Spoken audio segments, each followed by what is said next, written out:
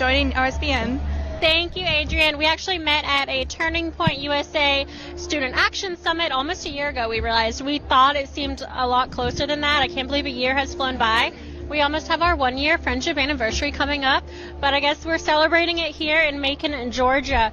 So how would you describe the crowd for those who are at home watching? I haven't even tried to guess number sizes. I would say definitely over 2,000, but what's your opinion? Right, well, like every Trump rally, these folks are so excited to see our president.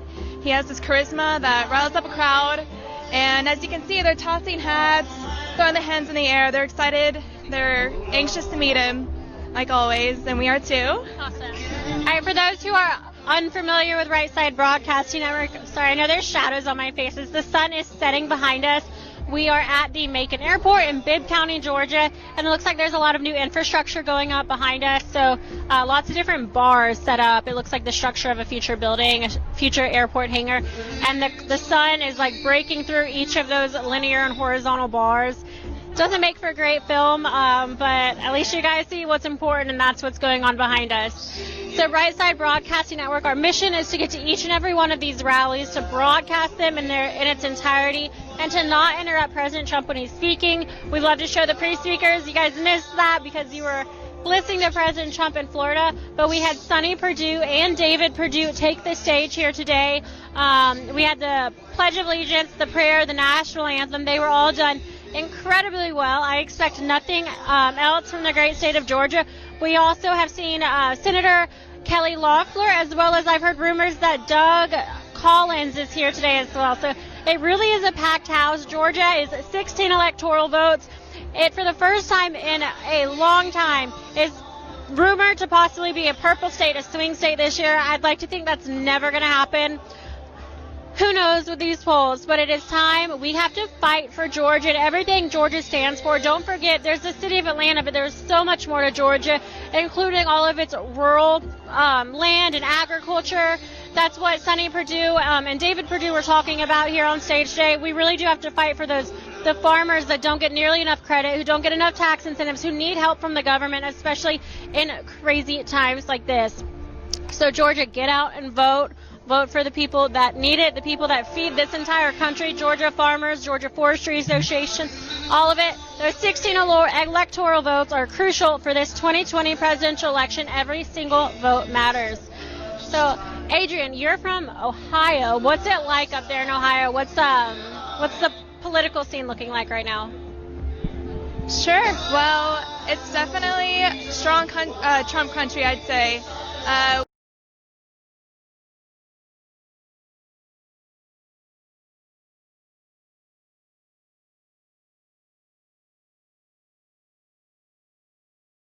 There's tons of Trump supporters, and there are a lot of political activists that are doing the very most they can.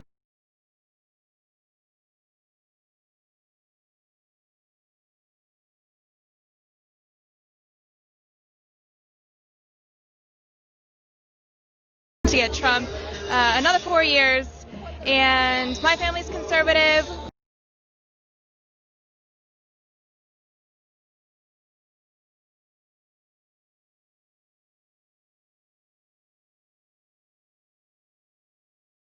We have our Trump sign outside in our backyard, and there are many more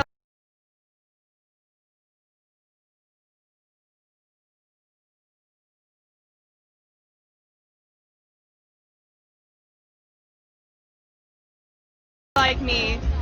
There's, I think, a huge win for Ohio for Trump.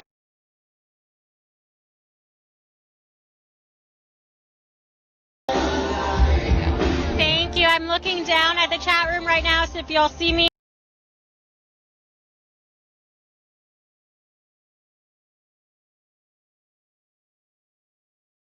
I'm not ignoring y'all. I'm trying to interact with you guys and answer any questions you might have.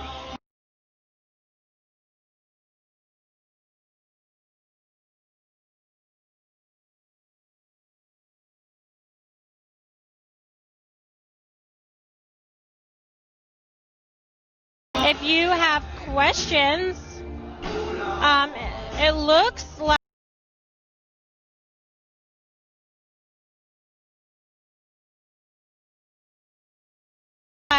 are some audio comments. Not sure if that's their computers or not.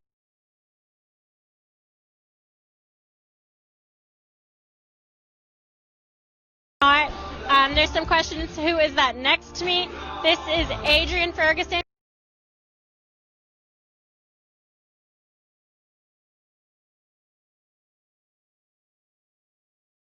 She's a new correspondent for Right Side Broadcasting Network. This is her first time at a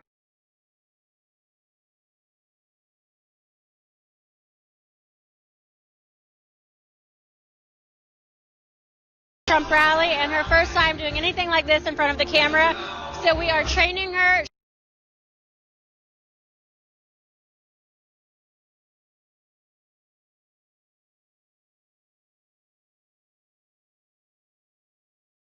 She looks phenomenal, like a Victoria's Secret model in the viewfinder right now, and she's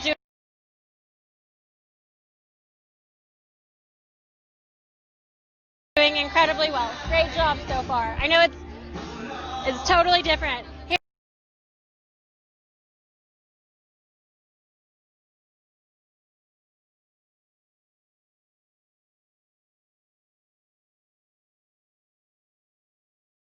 Here at Right Side, we don't have a teleprompter, we don't have anything like that. Right now, this is actually a 3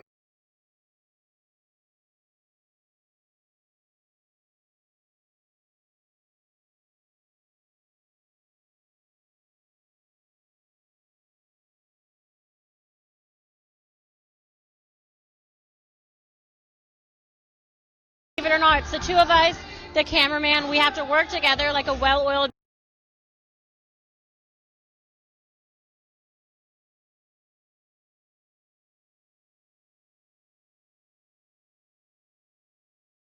machine, using our phones to contact headquarters. It is a small operation. We're constantly battling the mainstream media, but we're doing a good job of it because we have a clearer stream, a more steady stream. We're at all of these rallies, and we love to do it. So it doesn't take a village in this case. It just takes people that are passionate and dedicated to what they want to do, and it really helps to actually be conservative and do what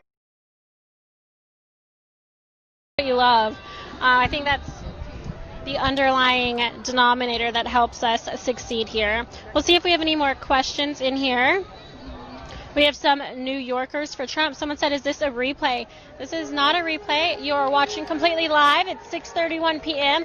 We are live with Right Side Broadcasting Network in Macon, Georgia, home of 16 electoral votes that President Trump is out stumping for to guarantee his spot in the White House for 4 more years.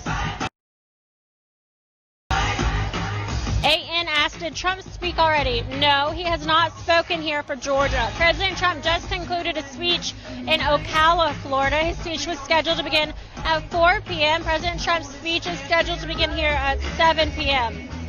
I will keep all of you updated on his whereabouts when it comes to Air Force One and where he's going and what time we can expect him to be here. You should be able to see Air Force One land directly behind me as we are on a tarmac. Gary Belinsky said, share this stream, Patriots. Yes, absolutely. Please share this stream. Make sure all your friends are watching it as well. I'm going to toss it back over to Adrienne a little bit just to practice talking to the crowd. I know it's kind of weird. It seems like we're talking to ourselves. But again, this is your first time. So if you want, I can show you how to interact with the chat room, answer questions. Yeah, good luck. All right. Well, thanks. I guess we can start looking at some more questions if you guys have any. Let's see. I do a lot of shout outs, so when we're going, like you can say things like, oh, a lot of people are signing in. Thanks for signing in, guys. Ohio for Trump. Ohio for Trump, thanks. Matt Cooper. You just kind of read whatever people are saying and interact. Nancy with Trump 2020. Well, I love the support. You guys are definitely great fans, as are we. You want to sign into it from your phone? So it'll be easier? Awesome. All right, so a couple of things before we get started. Before President Trump takes the stage, you should know Right Side Broadcasting Network is almost entirely viewer funded, meaning we rely on your donations to stay in business, to continue traveling the country, to get from rally to rally, state to state. There are a number of ways you can donate to Right Side Broadcasting Network. The first one being the YouTube Super Chat. That is what we are in right now, so that's what's on my phone. That's what we're looking at. If you have a donation you want to do there, we'll be reading those out. For example, let's start with what we have now. We have Truth in Politics, who donated $20.20. She said, RSBN, you nailed it with two beautiful, smart, conservative women. Thank you so much. $4.99 from Debbie Scott, who said 45 is GOAT, greatest of all time. We love to see it. We also have a new member, Tracy Callie, so thank you for joining. $5 from ATB and a $14.99 donation from Chappie House. So thank you, Chappie, for donating. If you guys are curious about how you can get a shout out, you click the dollar sign right there, bottom right hand corner of the YouTube Super Chat. You guys, my brain's all over the place. I'm just so thrilled to be in my home state for the first time in 2 years. When it comes to a Trump rally, he doesn't come to Georgia very often, so taking it all in. My family is actually sitting right behind President Trump. We might be able to zoom in on them in a little bit. We can wave to my mama, my twin brother, my friend Dallas, and then my dentist, his wife. So we brought quite a crew today, so we're excited to be here. I'm going to toss it over to Adrian, so get those questions rolling. Let's just help welcome her and get her used to joining us here at RSBN. Good luck. Social media, so I'm on Instagram. And tell them when your birthday is. Sure. Oh, yeah, my birthday was a week ago. But yeah, for my Instagram, I'm sort of a political pundit on there. So it's Adrienne Ferguson _ ADRIENNEFERGUSON _ So reach out. I love talking to my fans. So yeah, and this rally is great. I've never seen anything like it before, and I'm super happy to be here. You guys can keep sending questions to the chat. Someone said no sound. Sorry to interrupt. We're going to take a quick break and fix some technical difficulties. Thank you for standing by. Don't go anywhere.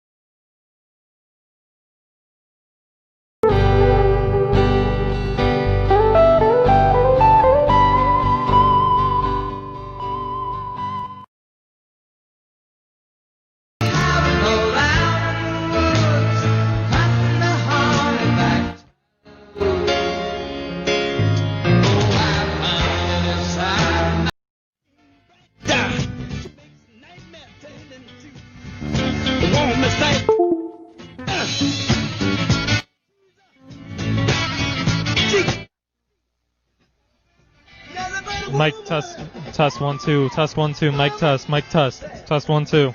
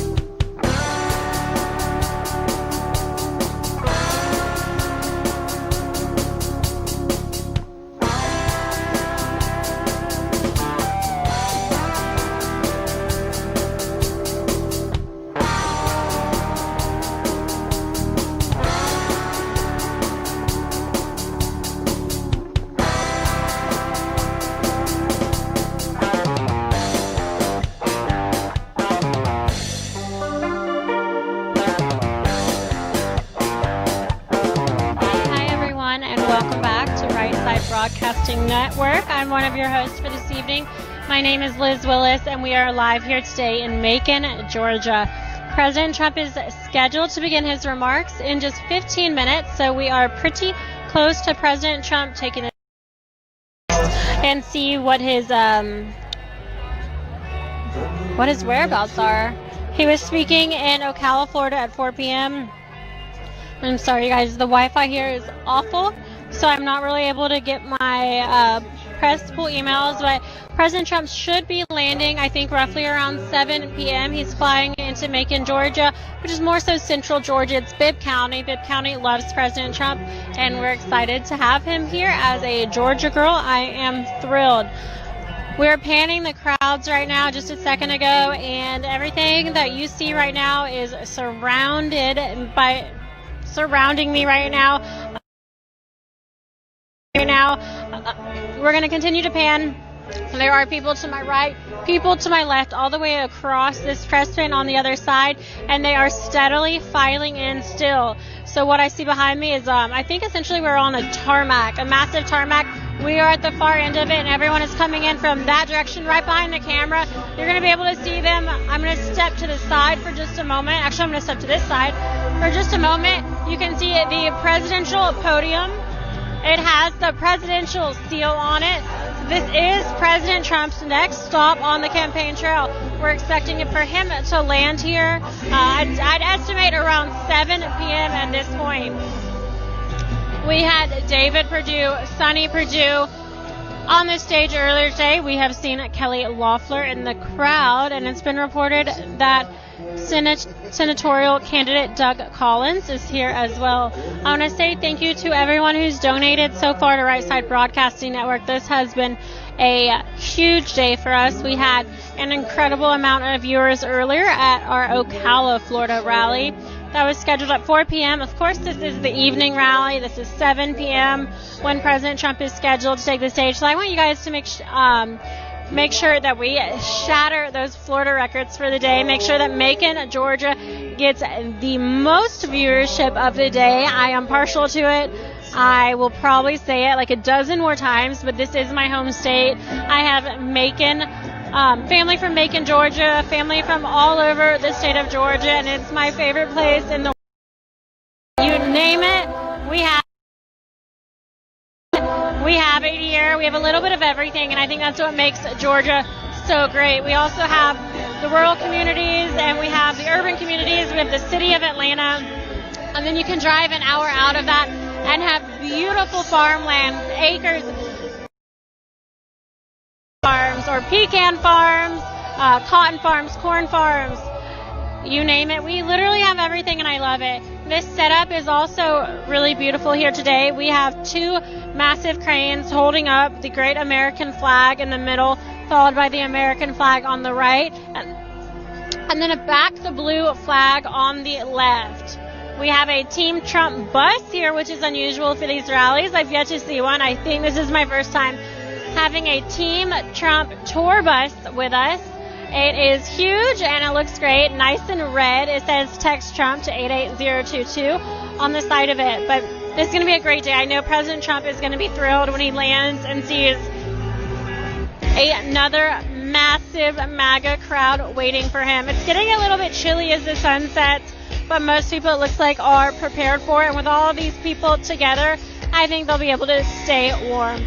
Again, Right Side Broadcasting Network is almost entirely viewer funded, and we have a crazy week coming up ahead of us. I'm going to read you some of our schedule, and this isn't even all of it because a couple more were announced today. So today, of course, we are finally at the Macon, Georgia rally. Tomorrow we will be live in Michigan and Wisconsin. So President Trump has dual campaign stops tomorrow. On the 18th, Monday the 18th, we will be live from Carson City, Nevada. On the 19th, President Trump has two campaign stops again, one in Prescott, Arizona, and one in Tucson, Arizona. Of course, there were more rallies today announced, so those are going to be Tuesday, October 20th in Erie, Pennsylvania, and Wednesday, October 21st at 7 p.m. in Gastonia, North Carolina. So let's see, 1, 2, 3, 4, 5, 6, 7, 8, 9 rallies in the next 5 days. You guys, 9 rallies in the next 5 days. Keep in mind, it costs between $5,000 to $7,000 to get to every single rally, and we're going to go. There is nothing that's going to stop us. We have a crew of about, I want to say, 12 people, and we all wear many different hats. We're going to get this done.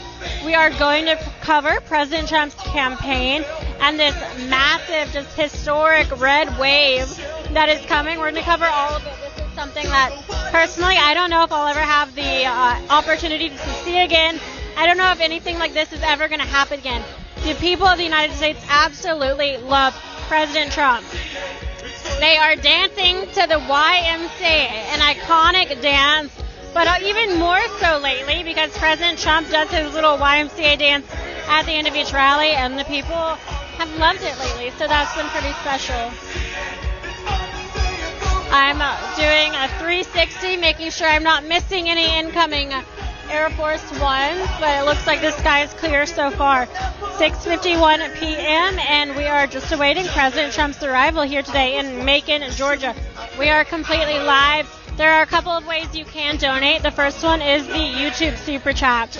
If you want to donate via the YouTube Super Chat, you will get a shout out. I'm going to start with those right now. We have Jessica Inghall. We have $49.99 from yourwelder.com. Clint Ruffton, who said yourwelder.com loves President Trump. Thank you, RSP Network. Thank you very much, Clint. Brian White donated $10 and said you're watching historic RSPN. First to pan the crowd. Absolutely first to do it, and we will not stop. We love it. Donnie Chappell donated $25 and said, I love Right Side Broadcasting and President Trump. We have Flora Yeager, who donated $19.99 and said, Filipino Trump, you ladies look great. Thank you very much. Amy donated $50 and said, RSPN should broadcast a Trump town hall run by Chanel Ryan from One Network News. Thank you, Right Side Broadcasting, for your great coverage and commentary of Trump's peaceful protest against Marxism, corruption, and tyranny. God bless America. Amen to that. Chanel is fabulous. I love watching her cover the news from the grounds of the White House. She has put up with a lot, and she is just fighting for America like the rest of us.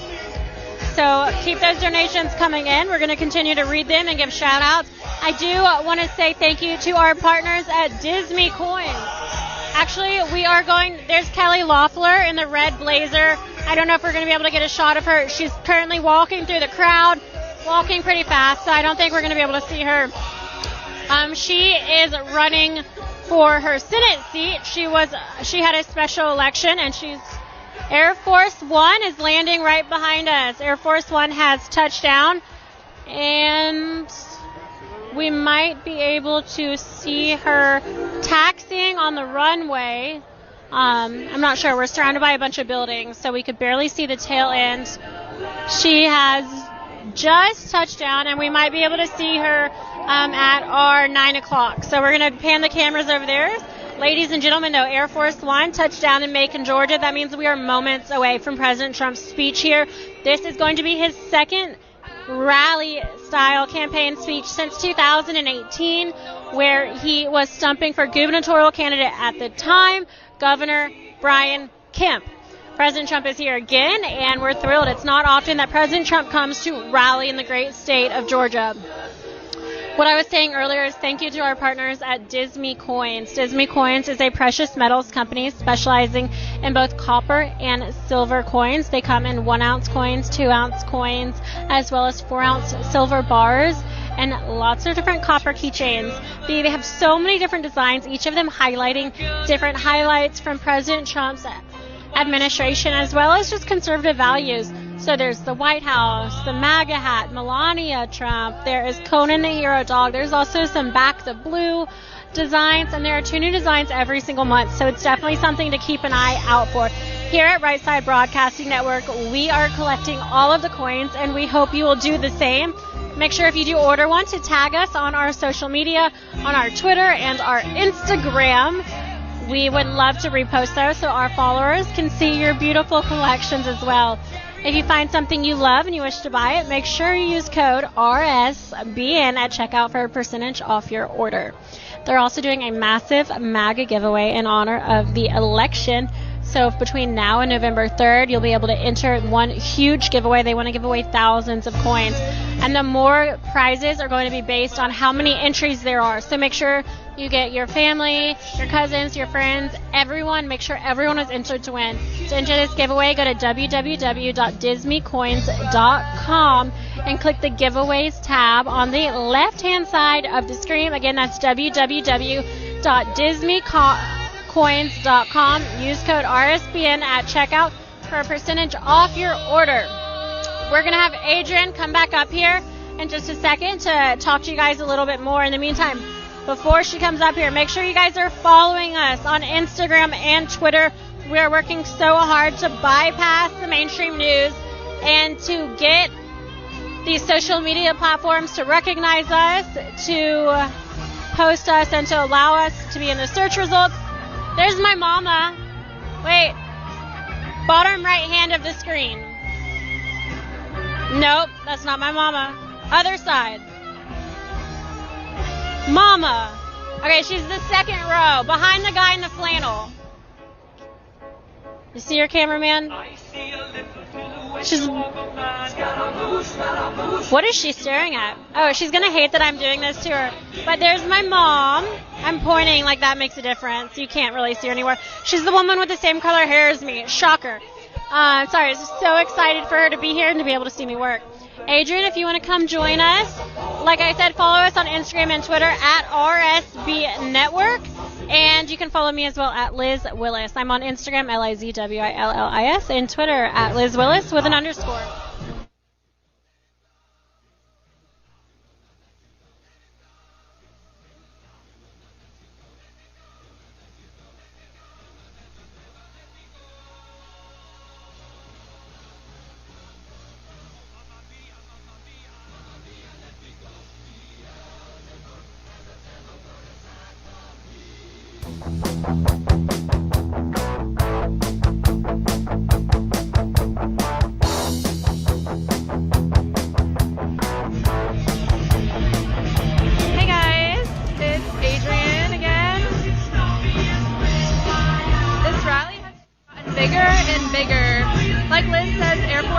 just landed, and Trump should be out pretty soon. You should see this crowd. It is massive. It keeps getting larger and larger by the minute. And I was looking at the chat, and somebody mentioned Latinos for Trump, and one thing I'd like to share with you guys is my mother is an immigrant from Guatemala, and there's a strong Latinos for Trump support in Ohio and all across the U.S. So, yes, we have great respect and charisma for our president. So I'm going to check the chat and see if you guys have any new questions. But as you can see, our crowd is so energetic, and they're all awaiting anxiously for our president. Latinos for Trump by Delanote, exactly. All this support. Thank you, Macon. All right, well, you can ask me anything that you want. I'm looking at the chat, so anything is fair game. And now, as you can see, the crowd is chanting 4 more years. 4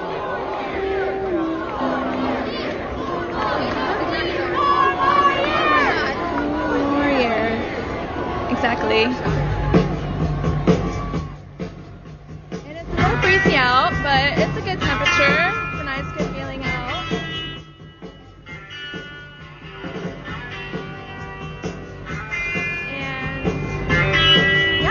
Chat. Let me know if you have any more questions. Thank you, Michael, Jeff Moore. Thank you for all the support, Trump 2020. Ask me any questions or anything you'd like to know about me. This is my first Trump rally, as I mentioned before, but my expectations have fully been exceeded. I love being here.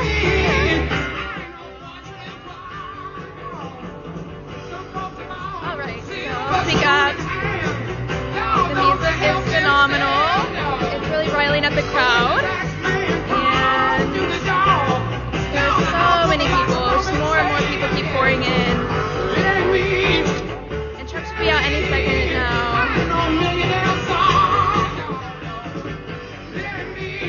And I'm going to take a look at the chat. Let me know if you have any questions.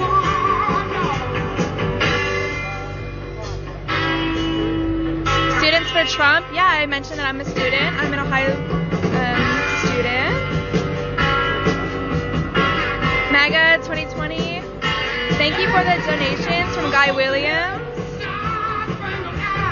The weather is really nice. It's a little breezy, a little chilly, but it's better than being super hot, so thanks for asking.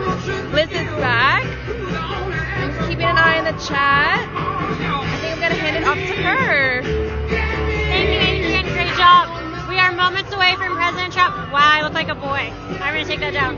We are moments away from President Trump taking the stage. It looks like Air Force One started to taxi just a minute ago. She was pretty far down the tarmac. You guys can't see it because there's a massive hangar right to my right. The sun has set here in Macon, Georgia, and it's getting significantly chillier.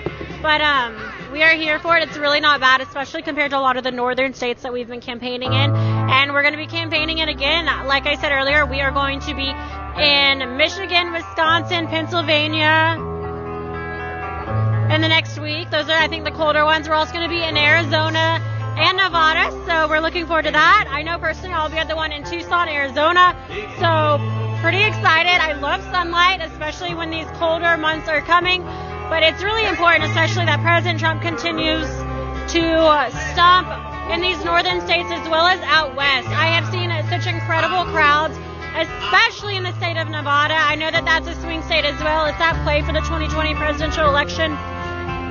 It's hard for me to believe the polls I'm seeing having Biden in the lead, but I have seen incredible support. I want to be able to share that with you guys and give you that sense of hope. I think a lot of you understand it. You were there for the 2016 election.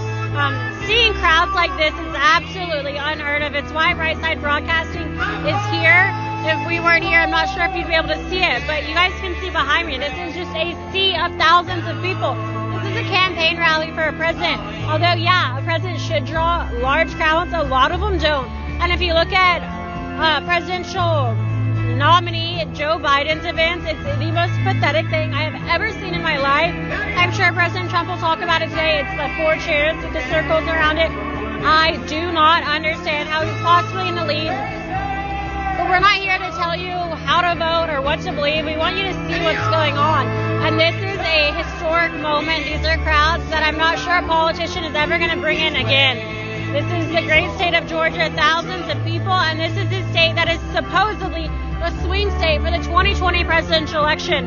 Again, Georgia is a large contender in this election this year because we actually have 2 Senate seats up for grabs. So not only will we be voting statewide for the president, we will also be voting statewide for 2 Senate seats as well as 2 amendments. So we're going to have those 3 main things on the ballot as well as a lot of different other things, but those are going to go county by county. We're not going to get into all of that. But a lot is at stake here in Georgia, and it is time to fight. This is my favorite state in the country. Let's fight. Let's keep Georgia red. Let's remember our morals and what we stand for and who we stand for, and just make sure this continues to be the great state that it is. I'm going to turn around for just a second. I am looking at a tarmac behind me. It's not half as exciting as what the tarmac in front of me. It's not half as exciting as what's going on behind me. So I'm going to turn around really quickly, get a glimpse, and talk to you guys about what I see. We have a fair amount of press here today. It's nothing too busy, not too crowded, but a lot of people, and they are all standing except for the seats behind President Trump. Although everyone is standing, they do actually have seats here today. They're just excited. The music is loud. The flags are flying. The sun has just set, and Air Force One landed about 10 minutes ago here in Macon, Georgia. So we're going to wait for Air Force One to taxi up. She's hiding right now behind one of these massive hangars here at the Macon-Bibb Regional Airport. But we should be seeing her soon. What normally happens at these rallies, for those of you who are new, just now tuning in, Air Force One lands and then slowly taxis and lands right behind the stage. So hopefully we will be able to see that. That is a really large section behind President Trump's podium. I'm not sure it's normally that high up. So we'll see where they plan on Air Force One landing. But we're going to get a good shot for you guys. We're going to be sure to show her in all of her glory. Again, Right Side Broadcasting Network is really honored that you guys chose us to watch President Trump's rally. You probably chose to watch us because we're the only people that cover them live. So we thank you, even though we are the only ones streaming it. But we thank you guys for just choosing to be informed citizens, choosing to show your support.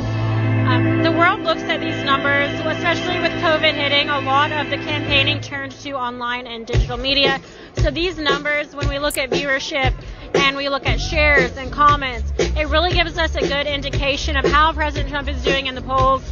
And it helps us know what's going on out there amongst the American people. You guys are just helping us more than you even know. I was talking to some viewers today. They said that they share our stream every day. And it's that one person, if everybody can just get one person, not to sway their vote or encourage them one way or another, but just to tell them to get out and vote. So many people just sit idly by, not really caring about politics, but it is time to care. It is time to care a long time ago, but specifically when the United States Press Secretary at the White House had her Twitter account suspended for sharing factual information. That is censorship. That should be illegal. It is illegal. That should not be allowed to happen. That is something that could happen in China or Iran, Afghanistan, but not here in the United States. We are fighting every single day, whether you realize it or not, for our liberty, for our rights, and for our freedom that are at stake. Not with other international countries, but right now they are at stake against Democrats who want to strip us of our constitutional rights, from Second Amendment to freedom of speech, freedom of press, you name it. They seem to not care about any of that anymore. Get out and vote. We do not want to find out what it's like to live in a country that does not guarantee us these freedoms, because I guarantee you, I have lived in countries that are like that. It is not something we want to experience, not something that our future generations want to grow up living in. Get out and vote for the party that wants to secure your individual liberties and your freedom. Get out and vote. I cannot encourage you guys enough. November 3rd is going to be here sooner than we know it for the state of Georgia. Early voting opened on October 12th, so you have no reason to get out and vote. The lines are getting smaller, I think, but absolutely no reason not to. Just go ahead and get it done. You don't have to worry about it on November 3rd when everyone else realizes it's, oh shoot, I need to go, and then the lines are really long. Get it done. Georgia, open voting is open. Go do it. Save my state for me, please. Back to Right Side Broadcasting Network. There's a number of ways you can donate. A lot of you are asking me how. Don't forget, it's that YouTube Super Chat. Click that $sign in the bottom right-hand corner. Again, the YouTube Super Chat in the bottom right-hand side of the corner. You can donate any amount. We're going to be reading some of those off right now, and then I'll explain to you the other ways you can donate. Rob P. donated $5 and said, God bless President Donald John Trump. We have $9.99 from Carrie Buffington, who said, Johnny and Carrie Palin, Trump 2020, thank you for what you do. God bless. VV1313 donated $49.99. We have James Means, who donated $19.99, as well as Cynthia Habinga, who said, thank you, Right Side Broadcasting, for being there for us and being our boys, Trump 2020. $50 from David Taylor and another $50 from Mario Martinez, who said Trump 2020 MAGA. We have a $100 donation from Arnie Racinin, so thank you very much, Arnie. And yourwelder.com, James Means. A lot of donations right now. 50,000 people watching. Let me know if you guys have questions. I'm going to let Adrian speak again for just a minute while we continue to wait for Air Force One. Adrian, back to you. Thanks, Liz. Well, I'll just give you an update on how the crowd's looking. Like I said, it just keeps getting larger and larger, and the fans are certainly appreciating the really good music, and they're dancing and just having a really good time awaiting our president. Liz and I are just waiting for the president as well, and we're really having a good time. Just keep sending questions to the chat. We'll look at those and answer them live. Thank you, Terry Lee, Trump 2020. We really appreciate all the donations to our network. You keep us all afloat, so thank you very much. These comments are great. Trump Pence 2020 from Chang. Trump 2020. This crowd is enormous. I've never seen anything like it. I'm so glad that this is my very first rally in Georgia. Liz's home state. It's lovely. I'm from Ohio, and the weather is a bit different. It's always fluctuating. So this is a bit of a nice change for me. And the crowd is amazing. And we just got an email here. It's just like facts about Georgia. Sure, and here are a couple facts about Georgia from Liz. President Trump fought to give the people of Georgia the resources and help they need to combat the coronavirus. The president's Paycheck Protection Program provided over $14.6 billion worth of loans to more than 174,000 businesses and saved 1.5 million jobs. And over 5 million Georgians received economic impact payments totaling over $8.4 billion in relief. So it is more than evident why this crowd is so huge. There's a huge support in Georgia for our president for a couple of these reasons and many, many more. And I can say Ohio feels the same way for our president. And I can speak on behalf of the Hispanic community too. We love President Trump. My mother is an immigrant, and we have the deepest respect for our president and all that he's done for the Hispanic community and for employment as well.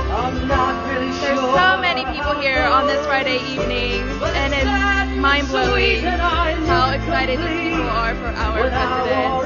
I'm going to take a look at the chat, see what you guys have been saying, and see if there's anything I can ask or answer for you folks.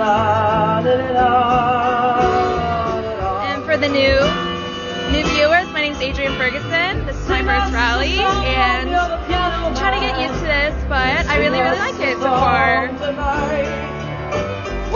It is cold in Ohio, Leland. It is always cold and rainy. And you can tell there's just so much charisma. All these folks raising their hands for our president, waiting for him, and their signs supporting his police. freedom, patriotism all around. Now John at the bar is a How many friend people are of mine. there? There's certainly thousands of people here. So many. This crowd And is it's quick with a enormous. joke or to light up your smoke. But there's some place that he'd Minnesota for Trump. I'm glad we have viewers from Minnesota. He says, Bill, I believe this is killing me. Has a smile. And a lot of folks are saying that I need to talk louder, so I'll do that. Let me know. Anything I can do to improve, just let me know and I'll do it. Ohio Farmers for Trump, Florida for Trump. I'd love to see it. Ohio for Trump. I'm from Columbus, so I'd love to hear where everybody else is from in the chat.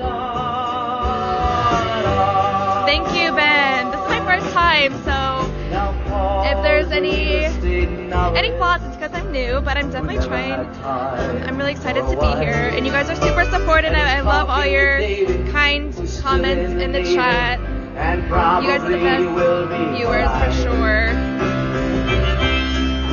Yes, someone said make sure you vote, 100%. I am registered to vote. Make sure that you are too. And my suggestion is vote in person. However, just make sure your political voice is being heard and support our president and ensuring that he gets another 4 years. And we just got a donation from Heidi Treadwater. Thank you so much. You're so sweet. And here's Liz back again. I'm going to hand it off to her. Thank you, Adrian. Great job. Again, people are still piling in here to the Macon Bibb Regional Airport. We are waiting for President Trump to show up on Air Force One any minute now. He did land I'd say about 15 minutes ago now, and we haven't seen Air Force One since its landing. There's a lot of hangars blocking the view. The music is really loud right now, so we do apologize for that. We are trying to talk over it. Friendly reminder, we have to talk over it. Otherwise, our stream will get struck by copyright claims, and you guys won't be able to see President Trump at all. So these are sacrifices we all have to be willing to make. Don't forget to check out our partner today, Disney Coins. Disney Coins is a precious metals company specializing in both copper and silver. These coins have different designs, all highlighting different moments from President Trump's administration. They come in 1 ounce coins, 2 ounce coins, as well as 4 ounce silver bars. Check them out at www.disneycoins.com. Use code RS3 at checkout for a percentage off your order. I'm going to turn around again. I know. It looks like this crowd is getting a little bit more compact as we speak. And have we been able to pan the overflow yet? We've been panning the overflow so you guys know what I'm talking about. I'll turn around. I'll be back with you shortly. It is a pretty packed house here in Macon, Georgia. Again, just so you guys know, they're saying that this is a swing state. I don't see it. I don't see this happening for Joe Biden. But it's a beautiful evening here in the great Peach State. We're thrilled to have President Trump, and Bibb County loves President Trump. Again, this is his second time coming to the campaign in Macon, Georgia. His last campaign was in 2018 for gubernatorial candidate at the time, Governor Brian Kemp. Brian Kemp, I think, has done a phenomenal job. He's been dealing with the coronavirus as governors and politicians and everyone has been dealing with the past 6 months or so. What? That was so sweet. Thank you. I thought they were going to say we love President. All right. You're on. They just scream, we love right side. I know, it was so loud. That was awesome. I wasn't expecting that at all. As soon as the music turned down, hopefully you guys were able to pick up some of that audio, but as soon as the music turned down, we could actually hear we love, and then I thought they were going to say President Trump, but they said we love right side. That was so cool. I'm having a moment. Clearly, this has been a really small network since we started in 2015. So many rallies we would go to, and it was like fighting tooth and nail just to get an interview from someone because they had never heard of Right Side. They didn't know who we were. They didn't know if they should trust us. And we have worked so hard to build up our reputation amongst this, this conservative community, so that now when we come out to these places, although they rightfully so don't trust a lot of news networks, they know that they have a home here with Right Side Broadcasting Network, and we're here to show them, we're here to show that they came hours early. They're standing in the cold, the heat, the rain, whatever it may be on that particular day, these supporters for President Trump have withstood so many insane conditions. Anna, Macon, Georgia. You guys, President Trump. Macon, Georgia loves President Trump. It looks like we have some movement on the tarmac. A little bit of motorcade happening right now, so we're going to be getting close to Air Force One coming down, hopefully. I'll talk you guys through what I'm able to see. Music has been turned down briefly. Alright, another song is on. Looks like it's about a dozen cars or so. The first half a dozen have their lights on. They're all going different directions. Some are going straight, some are turning right. Their lights are flashing. I'm trying to make sense of what's coming next, but bear with me, you guys. This is a little bit different than usual. Normally it is a clear shot of Air Force One taxiing up. We don't have these different hangars blocking our view, but of course all safety precautions are being considered, and we're excited. Moments away, people are standing up, people have their signs, Make America Great Again, promises made, promises kept, women for Trump, black voices for Trump. Georgia loves you, President Trump, and on behalf of, let's say, over 50% of Georgians, not going to say all Georgians because some aren't that educated, but Georgia loves you, President Trump. We're so honored that you are back campaigning for this great state, energizing us to get out and vote. It looks like the Beast has just pulled up behind the stadium, so the Beast is pulling up. Alright, this is going to be a little bit different than what we're used to. So normally Air Force One pulls up behind the stage. As I was stating earlier, it's different. The stage is higher. It looks like President Trump is actually going to get out of the Beast, which I think in 4 years of covering rallies, I've never seen before. He never gets in the Beast. He always walks alongside it. I don't see Air Force One. They must have hid her elsewhere and then motorcaded back here. So it looks like we might see him stepping out of the Beast. Ladies and gentlemen, I think we're soon to have the 45th president. The President of the United States, Donald J. Trump. And I'm proud to be an American, where at least I know I'm free. And I won't forget the men who died, who gave that right to me. And I gladly stand up next to you and remember still today. 'Cause there ain't no doubt I love this man. God bless the USA.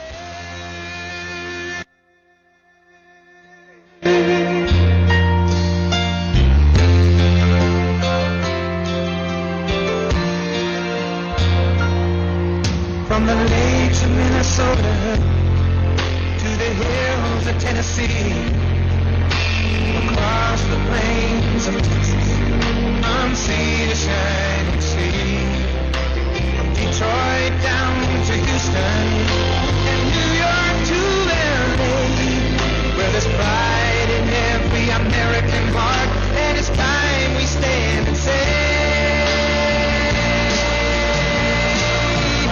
I'm proud to be an American, where at least I know I'm free, and I won't forget the men who died, who gave that right to me, and I gladly stand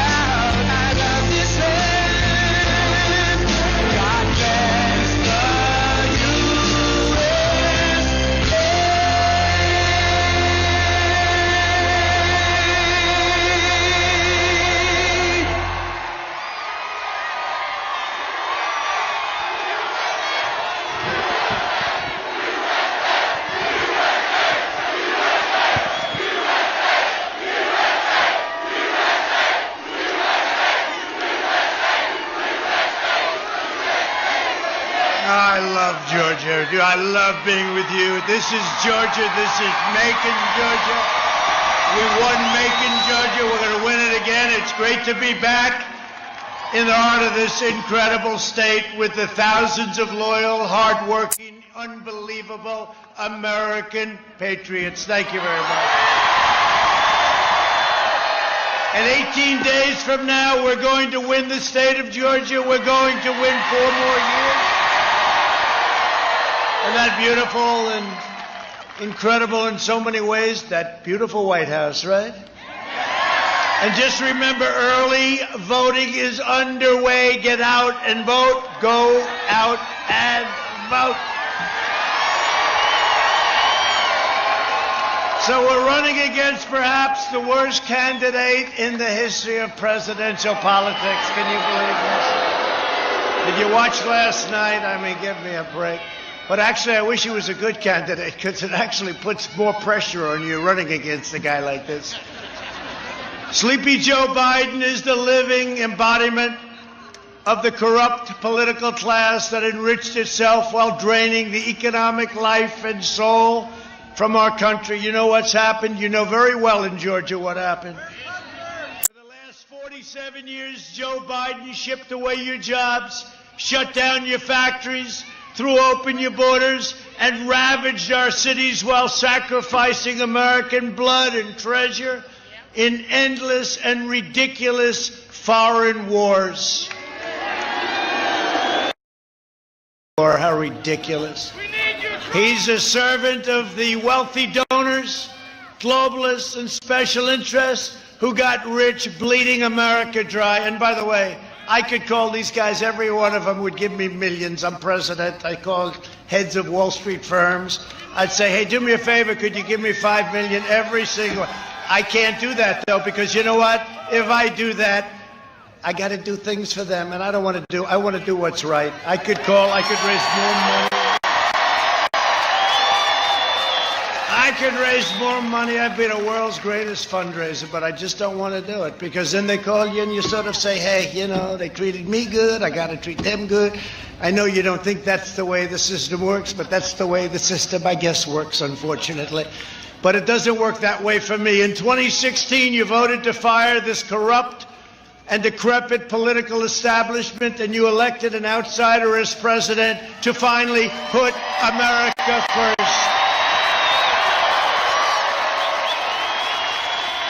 And we've learned over the last couple of months, Joe Biden is a corrupt politician. He's a corrupt politician.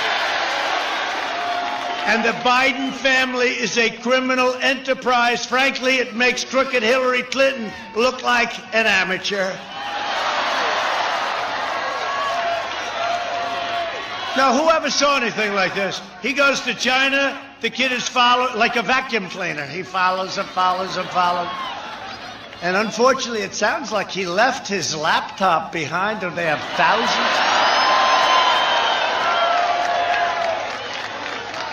Here's a guy, didn't have a job, but now he's taking in millions, and plenty of it goes to Joe Biden, too. Don't kid yourself. It goes to Joe Biden. Did you see the one today? The guy gets 10%. 10%. I wonder who the guy is. This was not a good, between Anthony Weiner's laptop and this laptop, these are two beauties. I think this one could be worse than the Weiner laptop. Yet this massive scandal is being covered up by the media and big tech, right? All those people. Look at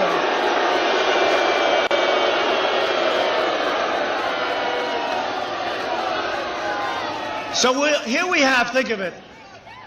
Here we have the biggest scandal going on anywhere in the world, the corruption of Joe Biden and the Biden family. And he's interviewed last night by Stephanopoulos on ABC, and they don't even ask him the question about it. No, think of it. They don't even ask him a question like, you know, like, how come your son got $3.5 million from Moscow, right? From Moscow. Russia. Because they were the ones involved with Russia. Turns out not me. It was the opposite. But why did your son get $3.5 million from the wife of the mayor of Moscow? Think of it. Think of it. A little question like that. Remember, Chris Wallace said, oh, well, you shouldn't ask him that question. Why is that, Chris? Tell me. He's no Mike. He's no Mike. Chris is no Mike. But then the other one, how about this? $1 billion, get rid of the prosecutor, otherwise you don't get the $1 billion from the United States. But that's turning out to be peanuts compared to what we're finding now. Now he wants $10 million from China to make an introduction. Would anybody here take $10 million to introduce somebody to your father? I'd do it, Dad. I'd do it for $10 million. I'd love to introduce. I would do it, Pop, and he'd want me to do it. $10 million, Dad, please. Ah, I had a great father. I'm not just running against Biden and that corrupt family. I'm running against the left-wing corrupt media, and we're running against big tech.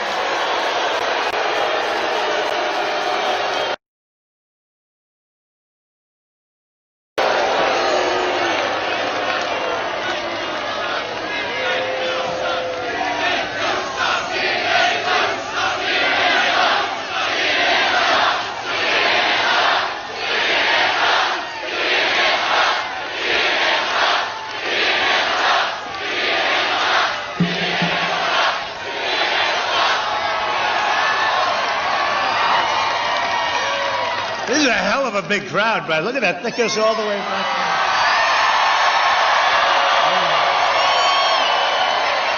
there. But, you know, the media, they never show it. You ever notice? You go home, they show me and about 3 people behind me.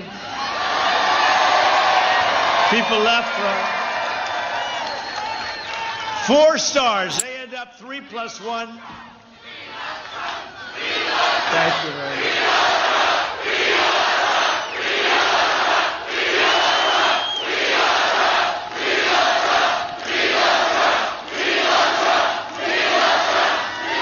It's very interesting. I love that, but no politician, I believe, has ever heard that chant. Really.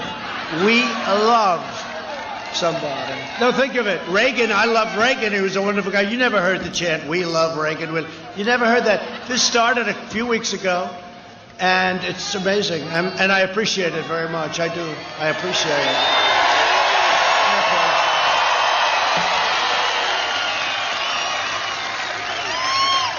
And I love this state. I love Georgia. You know, when you had the hurricane overdrive where it came in and wiped out a lot of your area, David Perdue is a fantastic guy who may be here someplace.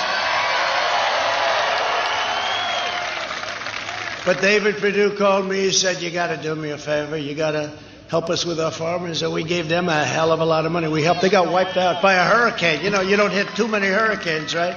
But this was a big monster that hit Florida, hit a lot of different areas, hit Alabama. We took care of Alabama. We took care of Georgia. We took care of Georgia. Took care of our farmers. I'll never forget, I came here and I stood, and I was with 32 farmers. All of them got hit hard. And one of them said, sir, I was a week away from having the best crop I've ever had, and it got ripped apart, just ripped apart. It wasn't his fault, and we took care of him. We took care of all of them, okay? And it made me feel good. It made me feel good. Great people. And they never asked for anything. They just want a level playing field. That's all they ever wanted. And I raised, by the way, $28 billion. Thank you, China, because they targeted our farmers. $12 billion, and then the next year, $16 billion. Frankly, you did better without even working, if you want to know the truth. Came from China. And we did a hell of a job, and those farmers are all happy today, but they were targeted by China. We got $28 billion in tariffs, and we gave it to your farmers, and everybody's doing just fine today, right?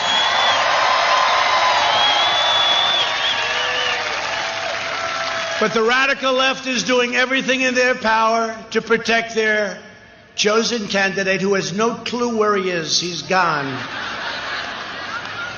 They've nothing but disdain for you and for your values and the values of Georgia. I know Georgia very well. They flood your communities with criminal aliens, with drugs, crime, while leaving behind. And you see what they do. They live in gated communities, but they flood you out. They complain about guns and they complain about everything. And then they want to end your Second Amendment, but they want protection for themselves. They oppose school choice while sending their families to the best private schools. We need school choice, by the way. They demonize our great, and you know, you see this. Hello, look how beautiful. So beautiful. They demonize our great police and law enforcement while hiring private security for themselves. They attack the Second Amendment every single day while employing armed guards. And let me tell you, I am the only thing standing in the way of you and your Second Amendment. It's under siege. That's a big deal. They support crippling lockdowns while their jobs remain totally exempt. It's time we sent a message to these wealthy liberal hypocrites. I could have every one of them. By the way, I mean, just like I said before, I know these guys. I can call them all. Hey, do me a favor. Irving, send me $5 million. Okay, I'll do it. Donald, I'll do it if you want it. Oh, man, I got to do it. Do you mind if I take 1 week and just do it? I will set the all-time record on fundraising. Man, would I be good at that. It's so easy. I wouldn't have to explain a thing. But they come from Washington, they come from New York, they come from Silicon Valley. And by the way, those Silicon Valley guys are sort of getting caught, aren't they, huh?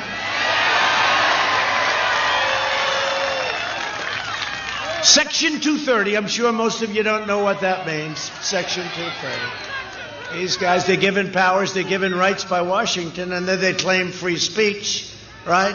They claim, but they're giving an exemption. They're given a total exemption, and they can't abuse that power.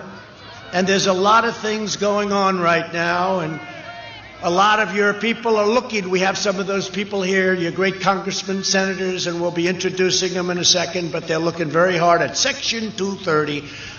On Election Day, you can send a message that the fake news media right there, boy, there are a lot of them. Look at that. It looks like the Academy Awards. It's a lot of people. There are a lot of people. Look at those cameras. They're all running with those red lights. But every time I mention their name, those red lights go off. You know, the red lights, that means you're live. And then they start talking about them. They say, get the light off. Wait, turn it off. Go to a break. Let's go to a break right now. That fake news CNN, they don't know what. They are so fake. They really are. They're just disgusting. NBC is no better. Did you get to see last night? You did a good job. But look, I mean, I could have had somebody else. They're all the same. I mean, they ask you a question, you give them an answer, right? But I want to tell you that she's like disappeared. Everybody thought it was so inappropriate. Here they give this guy softballs. Did you see a week ago Lester Holt? Lester Holt, another genius. Lester Holt. Here's Mr. Vice President, sir, what did you have for dinner, sir? Was it good? And in Savannah, it was like her face, the anger, the craziness. I mean, the craziness last night. And I said goodbye. I said, great job, Savannah, you did wonderfully, good job. But we got very high marks for that last night, but they thought it was very unfair that Sleepy Joe, who cannot answer a question, he really can't answer a question. Well, Chris Wallace protected him with me. I talked about the Moscow $3.5 million payment. I talked about the $1 billion. Chris Wallace wouldn't he said, no, that's not appropriate. Why? You mean the guy's allowed to take $3.5 million and we're not allowed to talk to him about it? I'm telling you, that Biden family, and others, but that Biden family is corrupt. It's a corrupt family. And with me and my kids, let me tell you, my kids, I'll tell you something, though, and it's fair, lock them up. You shouldn't lock them up. Lock up the Bidens. Lock up Hillary. Lock them up. Can you imagine if my kids did what this guy Hunter is doing? Ivanka. Oh, my beautiful, my wonderful Ivanka. She's a good kid. Can you imagine?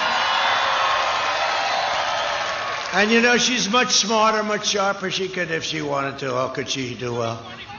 And Don and Eric and Tiffany, they're good kids. But you know, we don't do things. It's like, boy, they'd make a fortune. Just think of it. And when you look at what they get away with, and by the way, Biden's brother, try that one. I won't go too deep in the family. I'm not looking to insult everybody. But honestly, in my opinion, it's a criminal enterprise. It's a criminal enterprise. He's like a vacuum cleaner. The father goes through and the son comes in a vacuum cleaner, millions of dollars pouring in. And take a look at the way they live. 47 years he's a politician. He lives very well. Almost as well as Maxine Waters. You ever see her house? Maxine Waters, what a beautiful house she lives in. I wonder how that happened. On election day, you can send a message that the fake news media can't get away with it any longer. We can't let them get away with it any longer. And these big tech companies, you know, it's funny because I've heard about the big tech companies. I didn't care too much. And I heard the power was unbelievable. And it's like 99% for the other side. And I kept hearing about big tech, the power. And I ran. I kept hearing it, you know, what the hell. In one ear, out the other. But I kept hearing, and we won. So I kept hearing after that, we won. And I said, well, wait a minute. If they're so powerful, how come we won, right? They were 100% against us. But now it's gotten worse and worse. And now they've gone crazy. They've gone crazy. How about our magnificent Kaylee, right? So Kaylee, I don't know what the word would be. I guess suspended, but they suspended her account because she posted an article from the New York Post, which is one of the largest papers in the country, which, by the way, I want to thank them. The one paper, they've really got guts. They're printing this stuff. They got to be making a fortune as much as they can make in that industry nowadays. But, you know, when you look at the failing New York Times and the Washington Post, they don't want to write about it. They don't want to write about it. This is the biggest political scandal. No, I'm sorry. It's the second biggest political scandal. The biggest political scandal, we caught them. That's when they spied on our campaign and tried to take down your president. But this is the second biggest political scandal. These are a bunch of bad people. And you think it's fun doing what I do, right? No, I had a great life, I want to tell you. I was doing well. I was having a lot of fun. But you know what? I would never give up what we've achieved. Think of what we've achieved. The other side. I mean, honestly, there are a lot of successful people. There are a lot of people that are successful. Got a lot of them right here. A lot of successful people. But nobody in first 3.5 years, first 3.5 years, nobody has achieved in the history of our country what we've achieved with our military, with our tax cuts, with our regulations cuts, with all of the things that we've done. Nobody has done as much as we've done. Things like right to try, things like Space Force. Thank you very much.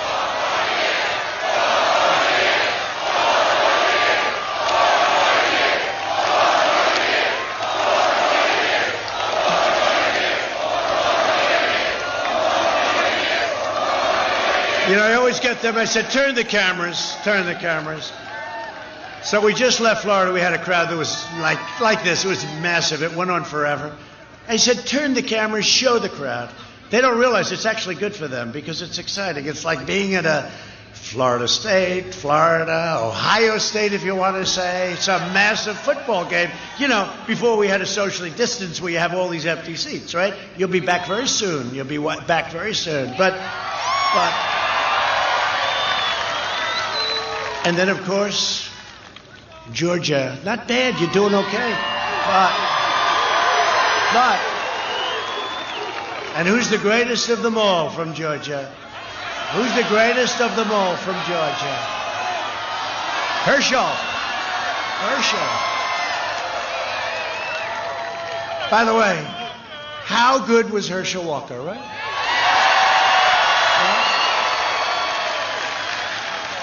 He made a lot of quarterbacks look good. Here, Herschel running. Boom. 6 yards, 9 yards, 10 yards, 100 yards. And he's on our side, and he's an incredible guy. Herschel Walker. I remember when he was playing here, they had like the ballad to Herschel Walker. He was like just a legendary guy, remember? From the time he started, just boom, 6 yards, 8 yards, 10 yards. And then the quarterback goes, he says, I think I'm going to sign with the NFL. It's like amazing. But Herschel's been great, and Herschel loves his state. And the fact that we have his endorsement so strongly, so strongly, we love it. But what a great football player he was. What a great winner. We want to thank Herschel. The ballad to Herschel Walker. On November 3rd, show the people, the great American people, that we're in charge, that we're delivering. Sleepy Joe Biden and that whole group of radical left crazies. And by the way, he's not really radical left, but he's got no choice. He's got absolutely nothing going.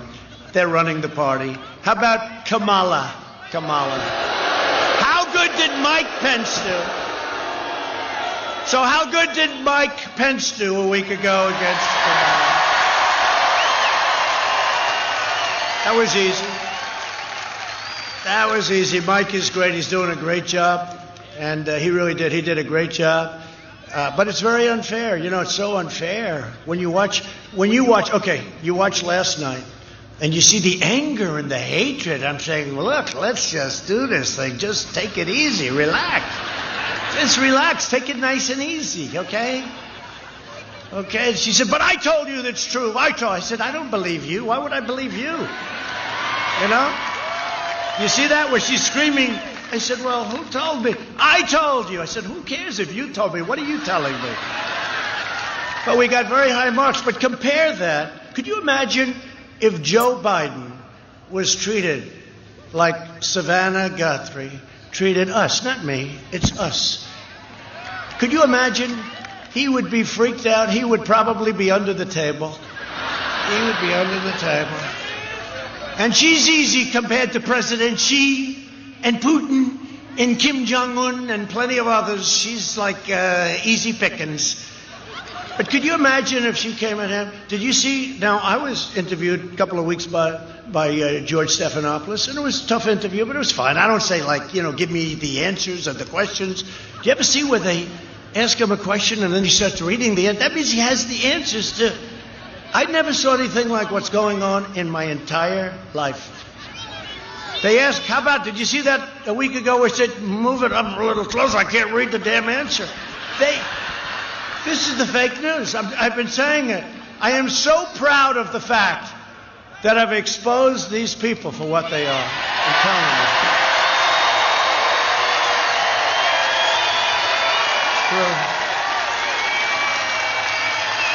Look at all that equipment. That's millions of dollars worth of equipment. And you know what? If they were truthful, our country would come together so fast. It's really true. They're a big part of the problem. I was saying today, I was telling, when I was in Florida, I was telling the story that, our people, we're going to bring it all together. And they said, how are you going to do it? Through success. Because we were ready. We had the most successful economy we've ever had. We never had an economy. African American, Hispanic American, Asian American, women, people with high school diplomas, people without high school diplomas, people from MIT, top of their class, geniuses, physicists, chemical engineers. Everybody was doing better than they've ever done. And then we had the plague sent to us by China. We're not going to forget that. We're not going to forget that. We're not going to forget it. And they know we're not going to forget it. They know it damn well that we're not going to forget it. And now we closed it down. We saved millions of lives. They don't say that, We're at over 200,000. That's terrible. But compared to other nations, it's amazing what we've been able to do. But we saved millions. It was supposed to be 2.2 million lives, right? And we saved millions of lives. And now we're rebuilding it back, and our economy is setting records. What we're doing is setting records. But if I don't sound like a typical Washington politician, it's because I'm not a politician. And if I don't always play by the rules of the Washington establishment, and it would make my life a lot easier, to be honest. I know how to play those rules. Remember they used to say, and I used to play the game about acting presidential. I'm a smart guy. We're a lot of smart people here. I'm smart. And I always said it's much easier to be presidential than to do what I do. Right? Remember? And I said, I'm more presidential if I wanted to be, but I got to get things done. I don't have enough time. There's so many stupid things that happen with bad deals, stupid deals, bad trade deals. But to remember, I used to go, and it would have fun, but I used to go and I'd imitate a president who's playing presidential. That's so easy compared to what we do. What we do is much more difficult. I said, I can be more presidential than any president in our history, with the possible exception of Abraham Lincoln when he wore the hat. That was tough to beat. That was tough to beat. But you remember I'd do it. We had fun with it. We'd say, ladies and gentlemen of Georgia, this is your president, and it is a great honor to be with you tonight. Things are going very well with our country. Our military is building. And, so I could do that. And, within about 3 minutes, everybody would pick up and they'd say, let's get the hell out of here. This guy's... Now, we're doing a great job. We're renegotiating these horrible trade deals. We're bringing our people back home. Our soldiers are great heroes. Because I was elected to fight for you, and I fight harder for you than any president has ever fought for the people of this country.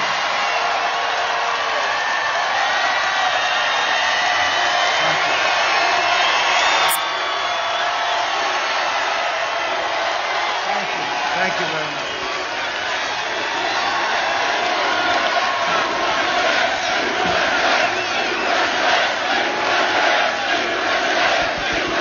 Thank you. By the way, I have to tell you, the spirit in this country is unbelievable. The spirit in these rallies are unbelievable. And hey, we were in Minnesota. We're going to win Minnesota. Minnesota, I think, hasn't been won since 1972. We're going to win Minnesota. We're going to win Minnesota. Opened up the iron ore. We opened up areas of Minnesota that they closed. In Maine, Obama took away 5,000 square miles of ocean. Can you believe it? I gave it back to the people of Maine. We're doing things that nobody's ever thought about doing, ever done. We went into, you take a look at Minneapolis. The place was burning down. The National Guard goes in. 30 minutes, would you say? Remember, they formed that beautiful scene. After watching this for a week and a half, and we want to do it with Portland. Portland would be so easy. Wise guys. They're just wise guys. These are wise guys in there. You had the one guy who killed somebody in the street. Took him 3 days to arrest. I sent in the U.S. Marshals, 15 minutes later, it was over. I said, why hasn't that guy been... They all knew who they were putting his picture up. I said, why hasn't he been arrested? Well, sir, they haven't. I said, really? You got another day? We sent in the U.S. Marshals. In 15 minutes, we had the greatest law enforcement people in the world. 15 minutes later, it was all over for him. But the forces opposing me in Washington are the same people who are responsible for every disastrous trade deal, foreign policy blunder, and border security betrayal. Look at our border. Our southern border is so great. By the way, we've topped 400 miles of wall.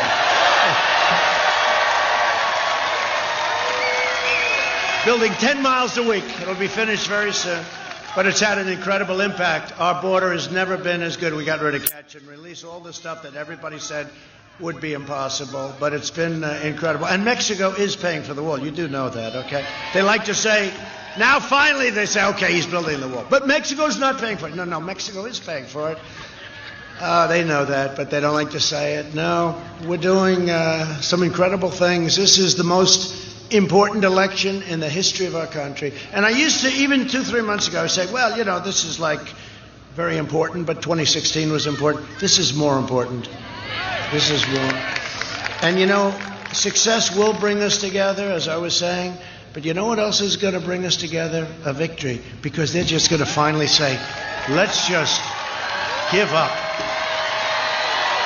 They're going to say, these people can't be beaten. They're going to say, these people can't be beaten. And many of them were so happy. 2 weeks ago, they heard Trump tested positive. They were so happy. And then I got out like right away. Here I am, like a long time. I could have done.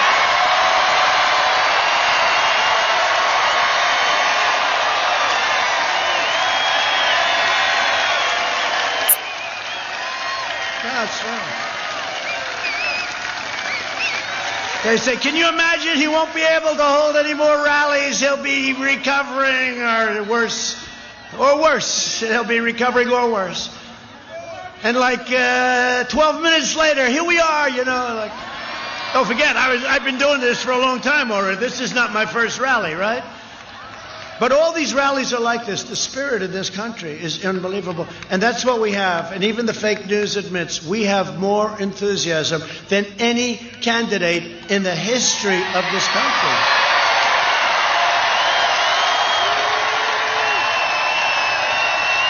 True.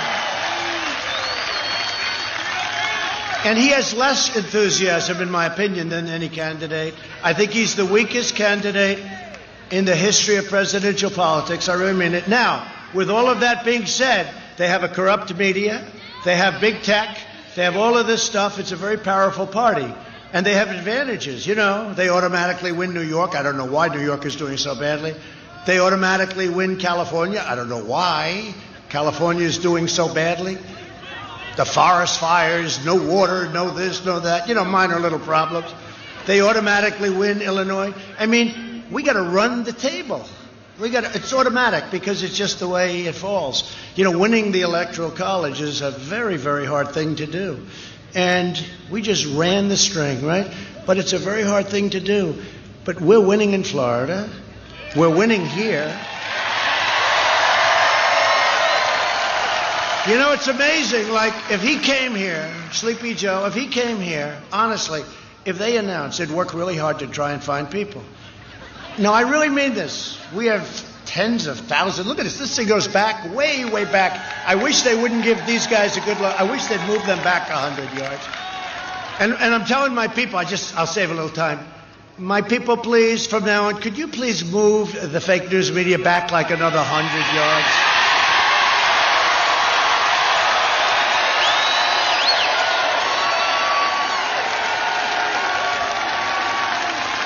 I hope you're listening, too. No, because you know what? Those cameras, they have magnifiers on. They can be back, and you can get a lot of people. So instead of standing behind the camera and looking at the cameraman's ass, we don't need that. Okay? Just move them back, and we get more people up here because it goes back forever. Thank you back there. We love you. Thank you. But we're going to move it back. Move them back. Move.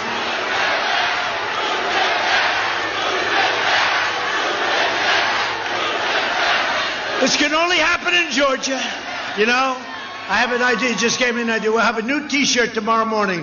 Move them back.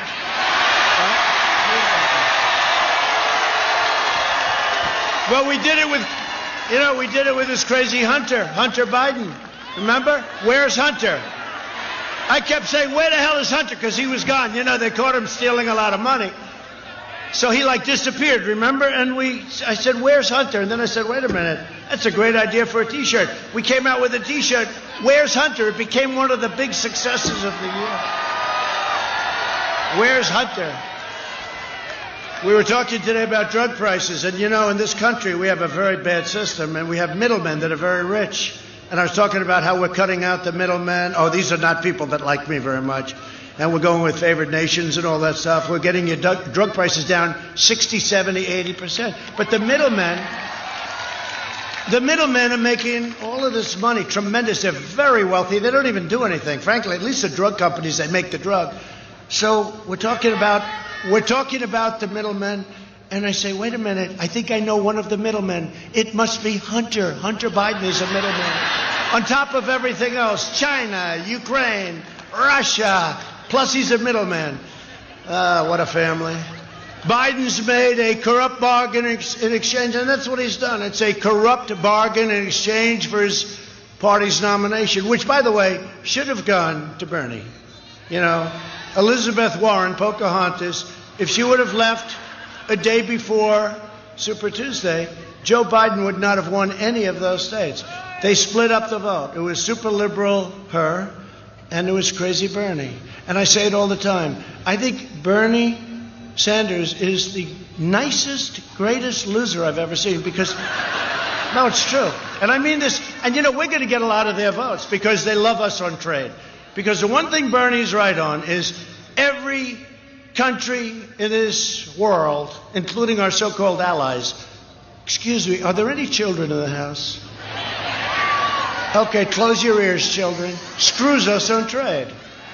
And Bernie's people know that. And Bernie's into it. The problem is Bernie wouldn't be able to do anything about it. I've done a lot about it. But you know, that's why. We got a big percentage of Bernie people. And because they didn't like Hillary, but they don't like Joe.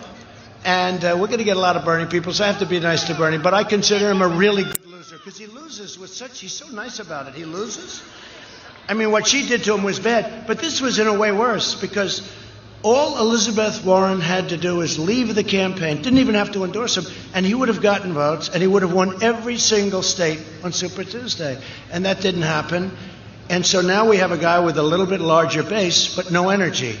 Here we would have had somebody with a smaller base, but with tremendous energy, but not as much energy as we do, and we have a big base, so I like that either. A long, complex story, but what the hell? I have nothing but time, right? What the hell? In exchange for his party's nomination, he's handed control, and you know that, in exchange to the socialists and the Marxists and the far-left lunatics. If he wins, the radical left will be running this country.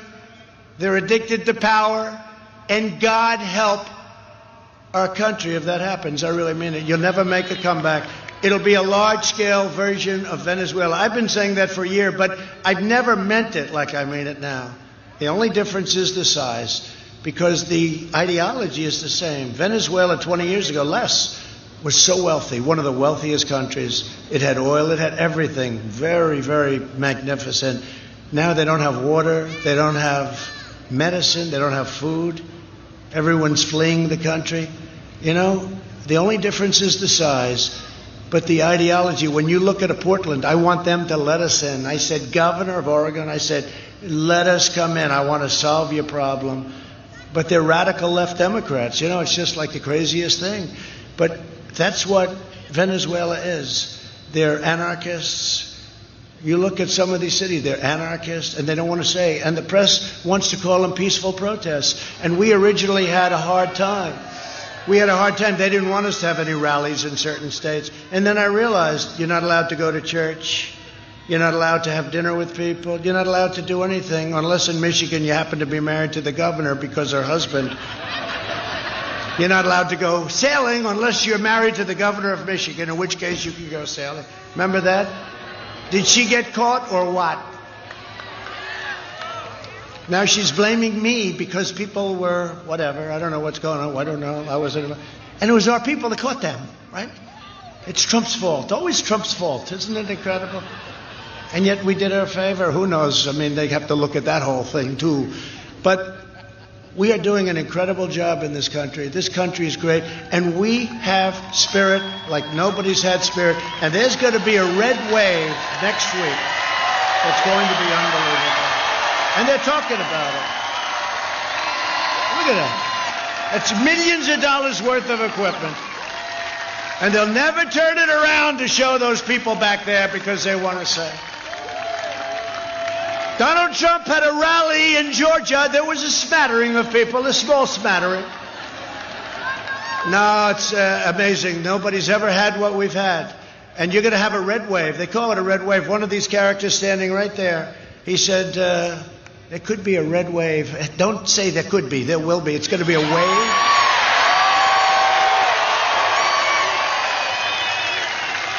And they don't want to go the phony, unsolicited ballot. You know, they send ballots out by the millions. They don't have no idea. Well, they do actually have an idea where they're going. That's what really.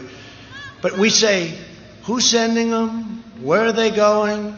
Who's getting them? Who's delivering them? Who's signing them? What the hell are they doing? And then if you say that, they go, he's not for freedom. He's not for freedom. And they know better than you do. It's a big con job. So we have to be very, very careful with the ballots because they find ballots in a garbage can last week. Military ballots, it had the name Trump on them, and they're in a garbage can. They found 50,000 ballots from Ohio. They find them from North Carolina, dumped in a river. They find them, I think, 500,000 ballots in Virginia. They were incorrect. They're printing them wrong. They had one little problem on one set of ballots, thousands and thousands. They forgot to put the name of Donald Trump on the ballot. Other than that, the ballot was quite good. Okay? No, this is a serious, and I'm being serious about this. These people are doing a tremendous disservice, and they're using COVID as the reason. You know, they're using this as a reason not to go out and vote. So we voted in World War I, where, by the way, you had a pandemic that made this look like peanuts, okay?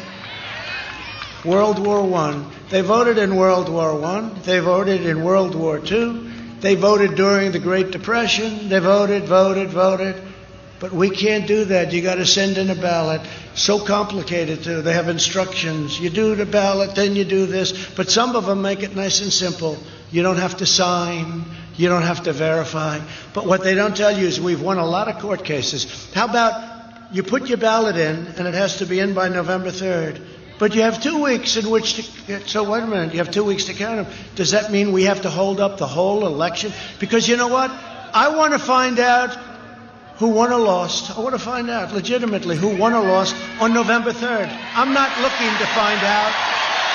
I'm not looking to find out on November 19th or on December 1st or on 2 years from now. And if you take a look at some of these ballot schemes, in New York, we had a third-rate politician named Carolyn Maloney, who I know very well. She used to come to my office all the time for campaign contributions. But she won a race. The number of ballots missing, they have no idea. Her opponent, who could have won, it was very close, but they declared her the winner. But her opponent has gone totally nuts. And you know what? He should. He should. But you look at that, you look at Paterson, New Jersey, you look at what happened in Virginia. These are all races that took place recently. And they'll say, even in 18 they had a lot of disasters. And even in 16, I didn't even know it, but they had a lot of ballots. I promise you it will be against us, okay? It will be against us. It will be against us. But you look at Nevada, we have a good chance to win Nevada, but they're sending ballots to everybody.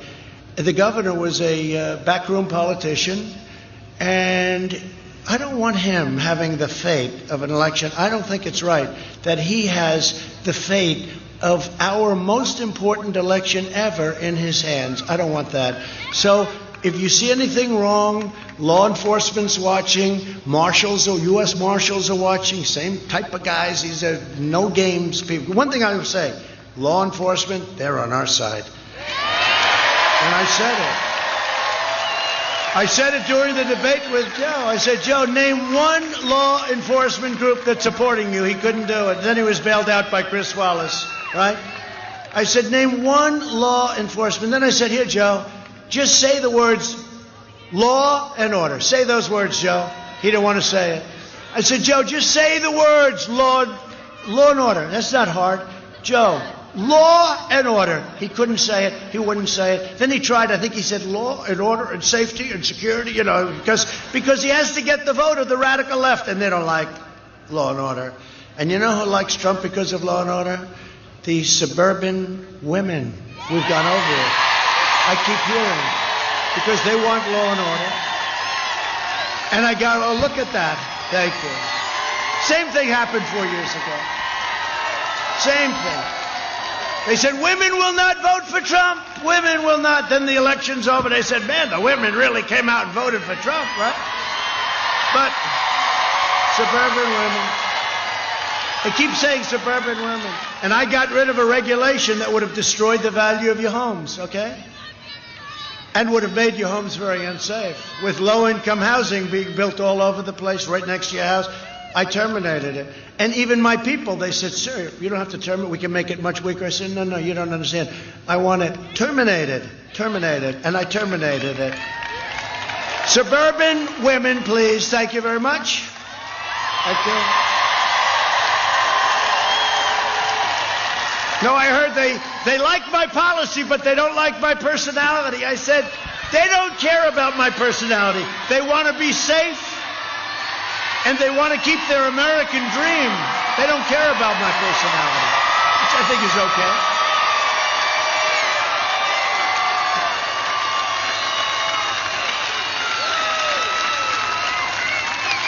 They like my personality.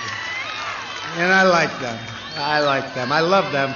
The radical left is hell-bent on destroying everything that we love and cherish. You know, it's that culture stuff, right? Cancel culture. They want cancel culture. They want to get rid of our great heroes from the past. They want to get rid of our history. They want to get rid of our culture, right?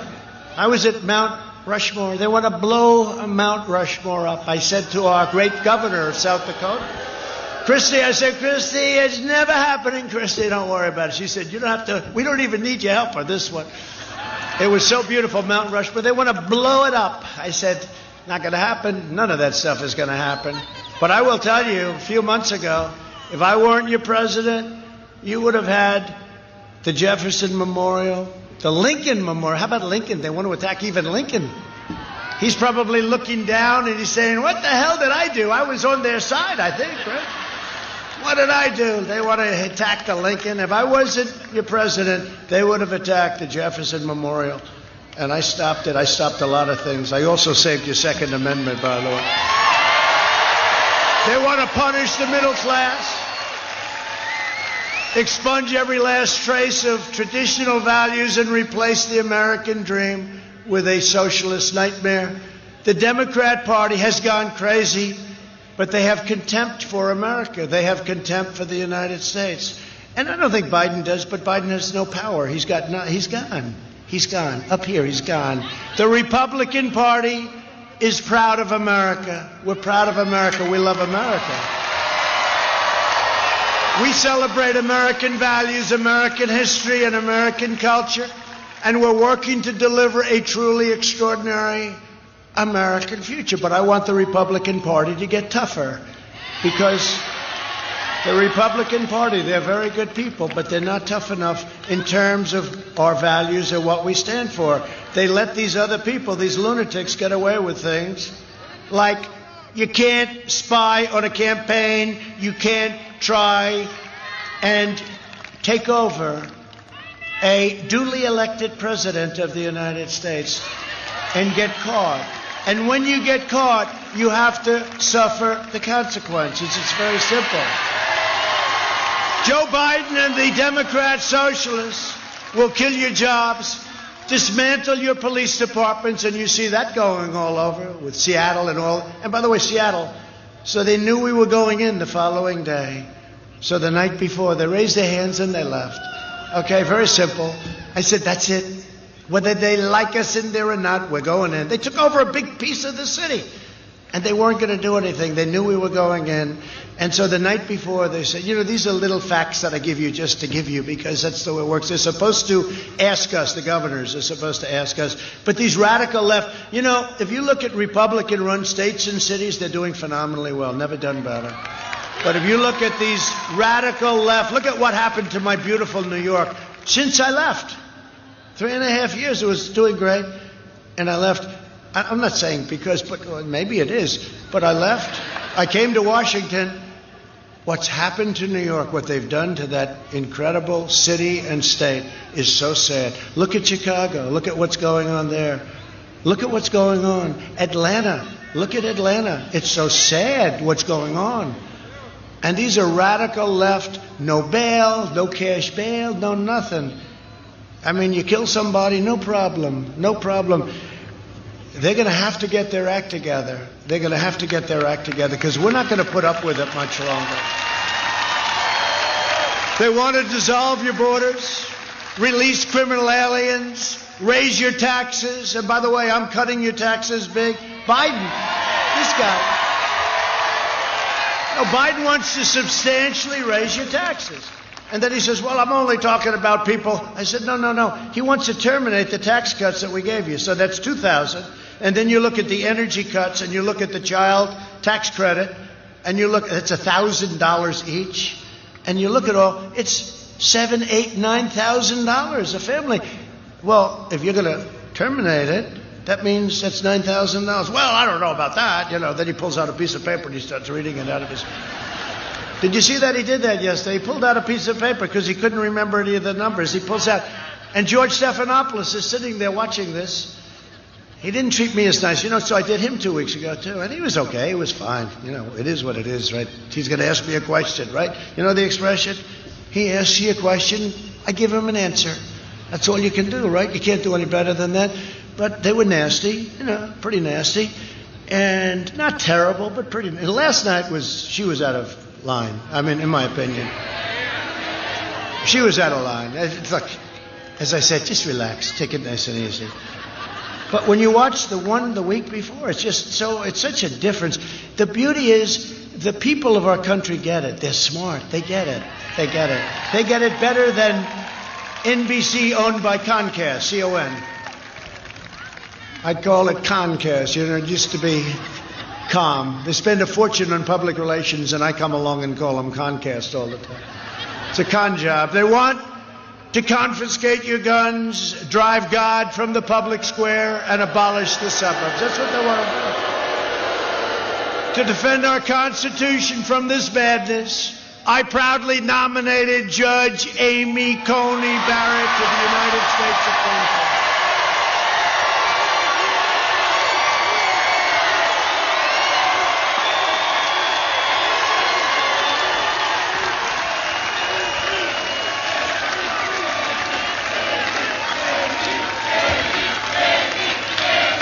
She's great.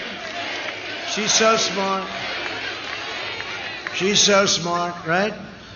She's done a great job. She's done a great job. And she went through it, no problem. And they came at her. They came at her. It was like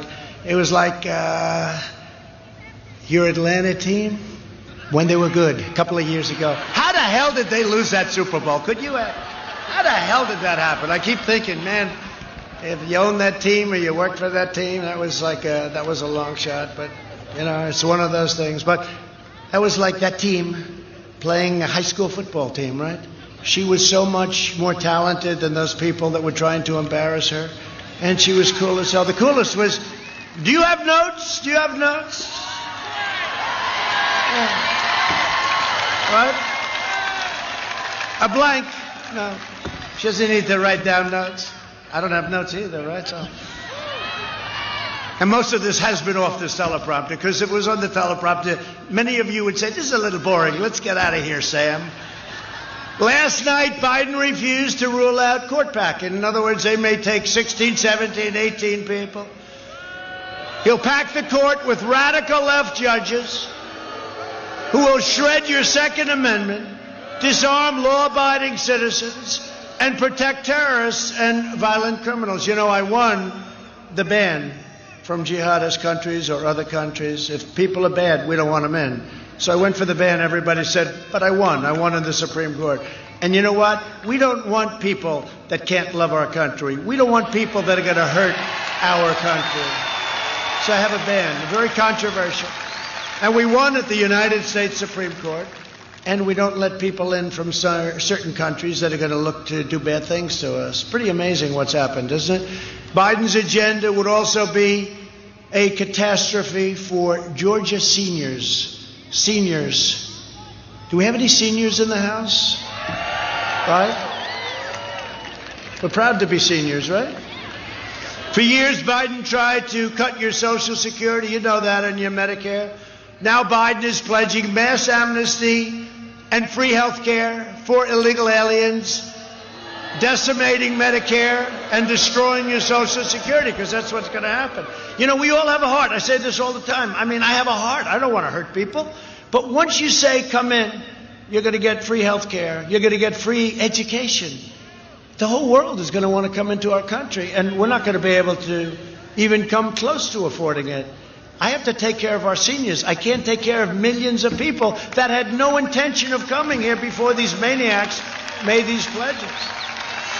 He'll bankrupt these programs to finance the left.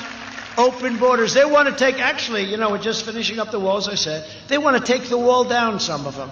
We want to take down the wall. This wall is a dream. It goes deep and it goes high. A lot of bad people aren't coming in because of that. They want to take it down, many of them. Well, I'm president. No one will touch your Medicare no one will touch your Social Security. Under my leadership, we're delivering a safe vaccine and a rapid recovery. I love the recovery because here I am. I mean, that's true.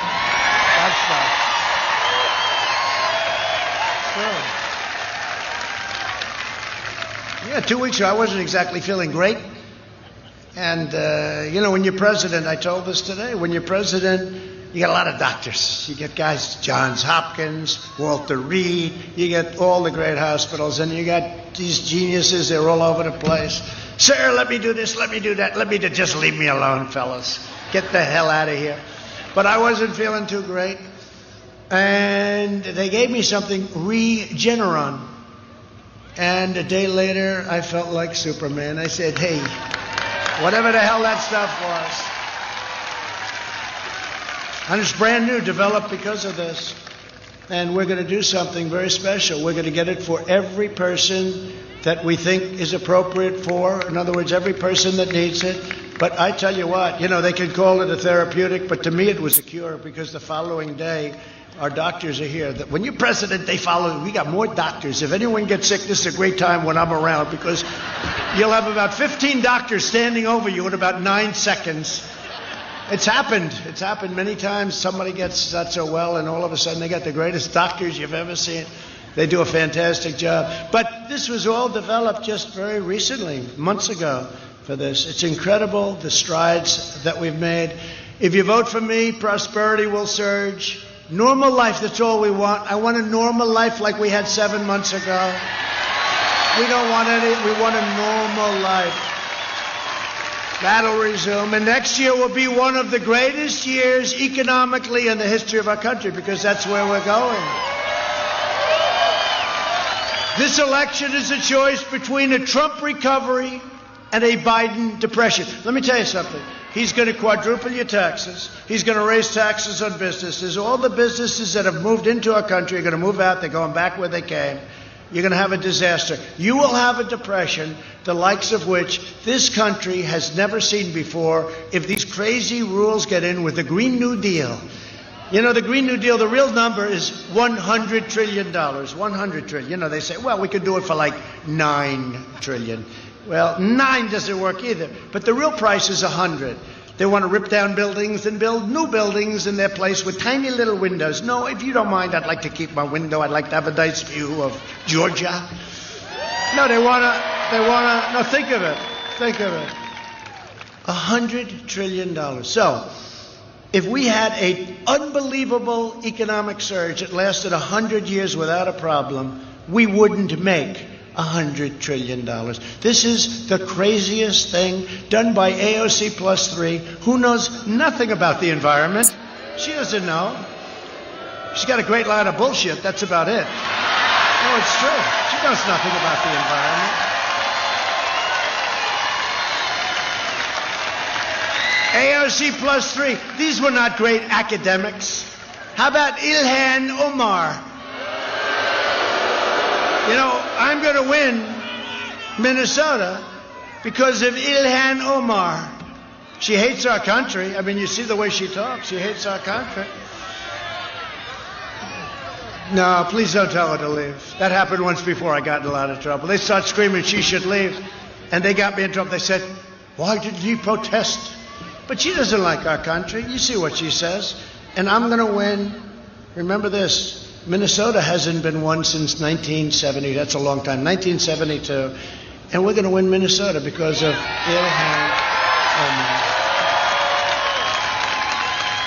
Well, having Minneapolis ripped down, burned down, and then we come into the land, and they should have called us on day one. Day one. The problem is they keep waiting. They wait till... How about the CNN reporter? I think his name's Velchi, the shaved head, nice shaved head. Maybe I'll try that someday. I don't know. My poll numbers might go down or they might go up. You never know, right? Maybe they'll go up. But he's standing there. This is a friendly protest. And behind him, the fire is like 9 blocks long. It looks like Berlin during the worst days of their lives. The fires are raging. This is a friendly protest. Oh boy, oh boy. Then Then the National Guard started moving forward. He got hit in the knee with a canister of tear gas, and he went down. I've been hurt. I've been injured. These people are crazy. You know, they don't report the violence. They don't report the looting on CNN, MSDNC, all these different networks. They don't report them. They don't want to talk about them. They want to think everything's wonderful. It's not. And the reason it's not, a lot of it is because of them. But I will deliver optimism, opportunity, and hope. And that's what we're doing. And this is why we have this kind of spirit.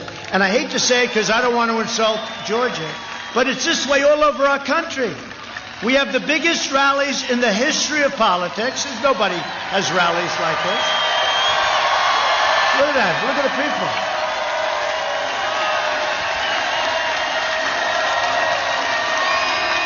Now look, I mean, you can't see this. This goes all the way back, so you can't even see how far back. I can't even see the end of it. We have the greatest enthusiasm, the biggest crowds in the history of politics. And they don't talk about them. They'll say, yes, there were a smattering of people. That's true.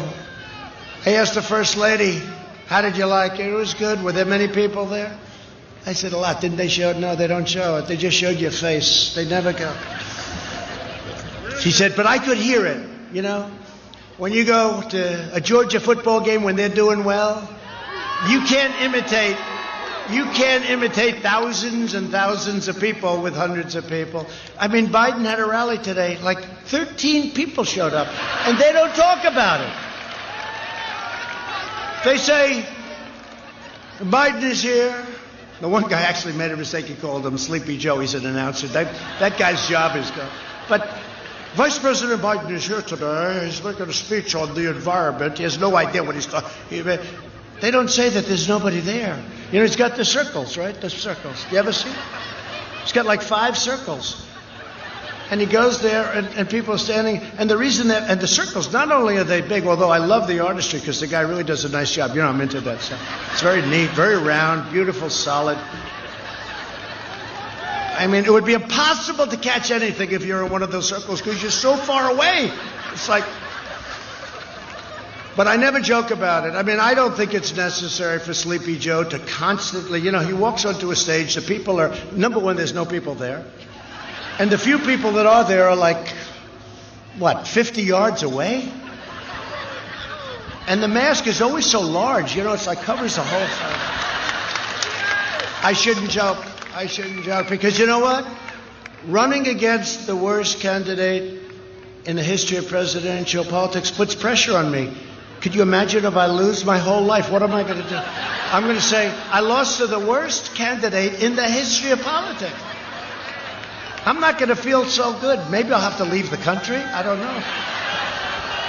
Biden will deliver pessimism, poverty, and decline. Our nation will decline very seriously. And again, he's been doing this for 47 years. He said, why didn't Trump move faster? Well, when I put in the ban on China, because they were heavily infected, and then Europe shortly thereafter, Biden called me xenophobic. I said, tell me what it means, Joe. Please tell me. I want you to know. He was unable to define it. They wrote it down. Xenophobic. And he called me a racist, I think, because it was so early. Now time goes by, and he said, he should have done it earlier. He should have done it earlier. But he was months behind me, remember? He thought it was terrible that we closed down to China. And Fauci said, and he said very nicely, he said, Trump saved thousands of lives by making that decision. And to be honest, I was like just about the only one that wanted to do it. Joe Biden would terminate our recovery, delay the vaccine, prolong the pandemic, and annihilate Georgia's economy. And you're doing a great job, and you have a governor that's working hard, and he's doing a great job. I don't even know if he's here, but he's working hard, and he's doing a great job. We're going to find out. And you've got a great First Lady. And we're working to safely reopen the schools. Reopen the schools. Get those schools open all over our country. It's so bad. You know, Barron, right? Barron tested positive, my son. I said, are you okay? Yeah, I'm okay. Like about 2 seconds later, how's he doing? Oh, he's okay now, sir. Because they have a great immune system, I guess. Who the hell knows? I mean, they have an immune system. 99.9 something percent, right? They're young and they're strong. I mean, for this particular disease, the flu, they have problems with young children. Real problems. Real death problems. But for this, it's 99.99 something. I mean, it's like incredible. But no, Barron tested positive. The First Lady's doing great. She's doing great. Doing a great job. And she didn't do the Regeneron thing. You know, she did it the old-fashioned way. She's got better. But Barron, young kid, healthy kid, but he tested positive. And by the time I got to speak to the doctor the next time, it was like, how's he doing, Doc? He's okay now, sir. He's gone. I said, it's gone that quick? But this is what happens. And then you're immune. It could be a long time. Yeah, Barron, everyone loves Barron. Do you think he's tall enough? He's a tall young guy, but he's doing good. But, it's an amazing thing, the children. That's why they have to get back to school. We have to protect our seniors very much. We have to protect our seniors, and that's what we're doing. But we have to protect our seniors. We have to protect certain groups, especially our seniors where they have a heart problem or they have a diabetes problem. But we got to get our businesses open. Now, in your case, your governor was very early. He did a great job. But you look at what's happened. You look at what's happened in New York. You look at what's happening in Michigan. We won the case. The court ruled it was unconstitutional. She was keeping everybody like in prison, except her husband. She was keeping everybody. No, she was keeping everybody in prison. Pennsylvania, they got to open the state. We're going to do well in Pennsylvania too, by the way. Watch. North Carolina, we have Mark Meadows here, by the way, from North Carolina, our great chief of staff. Where's Mark? Our great chief of staff. He's working. He said, boy, he was a very successful congressman, and he's been doing a fantastic job. Where's Mark? He's doing a great job. Is it an easy job, Mark? No problem. But Biden will close your classrooms, and you know that. He actually said the other day he'll follow science. So that means if Fauci says close it up, he's going to close up the country. It's not going to happen. It's not going to happen. And if you look at the numbers are great, and we're going to go over that. He wants to throw your children out of the school, close up your schools, and shut down your workplace. And we're now setting records for employment, unemployment. We're setting all sorts of records economically. Europe, which has imposed punishing, horrible, really strong lockdowns, is now experiencing a massive surge in cases. The fake news would say, well, look at Europe. I said, we're doing better than Europe, but now Europe is exploding. And they'll be okay, but they're exploding. Biden's plan will crush America. My plan will crush the virus, and America will be stronger than ever before.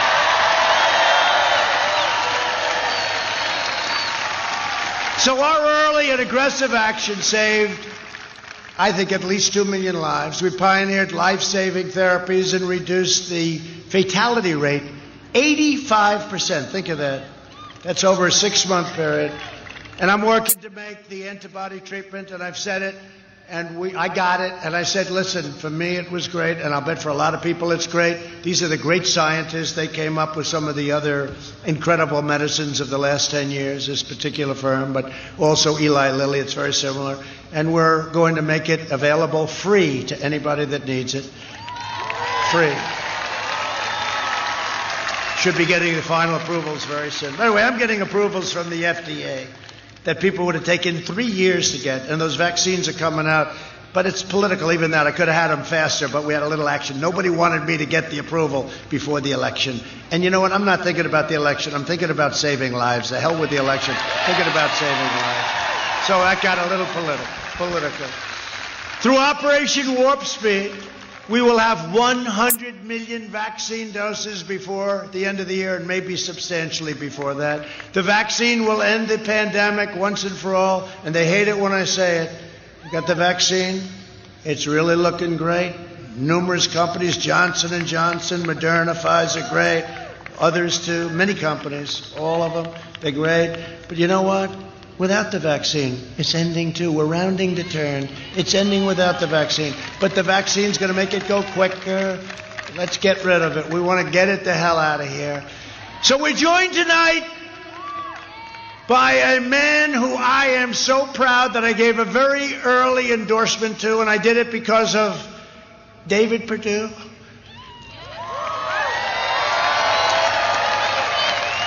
David said, Donald, Mr. President, I have somebody who's running for governor.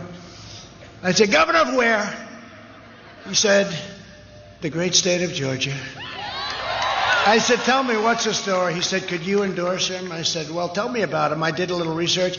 And the only thing that mattered to me, I mean, to be honest with you, he's all Trump all the way. He was, before I knew him, I didn't know him. He had a very successful past, but I didn't know him. But he was very, you know, it's like Trump. He likes Trump. And it's hard to endorse people that don't like you, you know? Somehow I have a little problem with that. But his name, I said, what's his name? Brian Kemp, and he's a really smart guy, really good guy, and I endorsed him. And he went on to win. And his wonderful wife, Marty, is even better than him. But I have to tell you, we campaigned together. We campaigned together. And I mean, I've never seen, we campaigned against, I guess, Stacy. And we had Oprah. You know, Oprah used to be a friend of mine before I went into politics. She'd be down at Mar-a-Lago a lot. She liked our key lime pie. She liked our key lime. But Oprah was great. She was a friend of mine. But, you know, once you do this stuff, you lose a lot of friends very quickly. But that's okay. We got to do the right thing. And we had Barack Obama, Michelle Obama. They practically lived in Georgia. And all Brian had was Trump. And Brian won fairly easily. It wasn't that close. Brian Kemp. Great guy. And Marty, thank you very much. That's great.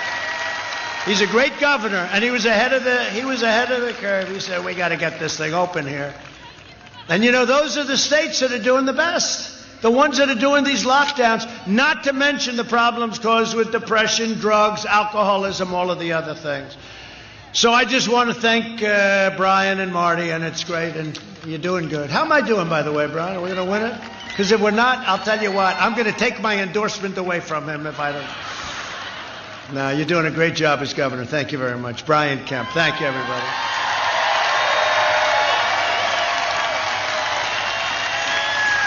Another guy, he's been a friend of mine for a long time. You know, he's a very, very successful man. And he did what I did. He wanted to do something. He wanted to give back. He loves this state like crazy. He loves our country. And he's central casting. If I'm casting a movie and I want to pick a senator, you know what I do? I say, I got to get David Perdue to play the role. But he is respected by everybody in Washington. He is respected and revered. And he brings back the bacon to this state. I want to tell you, he came to see me. David, stand up. He came to see me about the farmers when they got, that's how I got involved in the whole thing and the hurricanes and all the damage. And we brought in a lot of money for our farmers in Georgia, right, David? So thank you very much. Great job. You're doing a fantastic job. And come to think of it, can't even believe, you know, the guy that's running against him, I beat him once before. 2 years ago, he was running against a very good woman, Karen, right? Karen Handel. And she's doing very well. But he was running against her, and we defeated him. And then he said, he's running against David. I said, this guy's not in the same league with David Perdue. I mean, that puts a lot of pressure on David, just like I have pressure on me. You're running against these people. It puts more pressure on you, David. It would be easier to run against somebody that was good. But he's a radical left, Schumer, Pelosi guy. He's bad on the Second Amendment. I remember when he was running, he didn't even live in the district. He's running for Congress. I said, what's going on? But we defeated him once, and I hear you're going to defeat him again. Thank you, David. Thank you. So a person who's become a friend of mine, and Brian thought she was fantastic, and I met her, and I said, the only thing is, you know, how would you handle pressure? You never know. This is a rough, mean business. And I found out she can handle pressure. She has been fantastic. She was with me 100% on the impeachment hoax. She's been with us all the way, and she's a great woman, and her husband is a great man and a very successful man. That's a good thing, not a bad thing, by the way. Some people would like to say, oh, the husband's a great failure. It's much better. No, no, no. He's a really respected person, and he loves his wife, and she's a terrific person. Kelly Loeffler. Kelly? Thank you. Great job. Great job, Kelly. Great job. I mean, my only problem, she's running against another great guy. I just said, run it out. I'm backing both of them because Doug Collins is here. Where's Doug?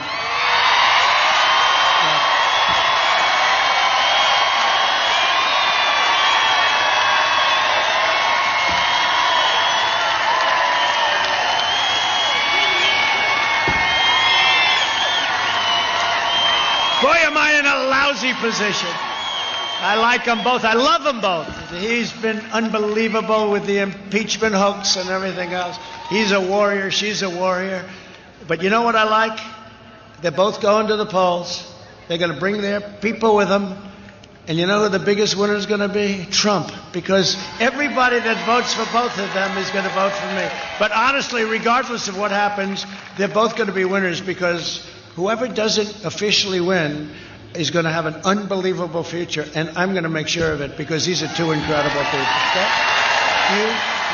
And I mean it. But what a lousy position to be in, David, right? You like both. I'm sort of, oh, boy.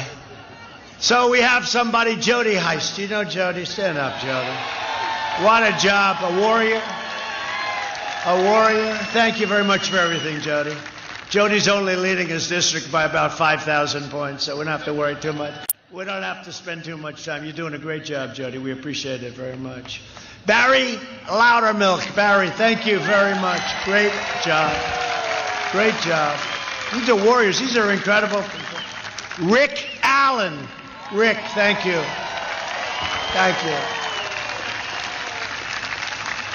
And another one who wanted, a guy, he knows more about the farming industry. When I was picking the Secretary of Agriculture, they had all these political people come in. I said, do you know anything about farms? No, sir, I don't, but I'm a quick learner. I said, oh, that's great. I'm interviewing these people. And I went through about 9 of them, and so far, I didn't have any guy. I said, do you know what corn looks like? Do you know anything? No, some of them had absolutely zero. I said, have you ever been to a farm? No, sir, but I'm willing to learn. I said, oh, this is what I want.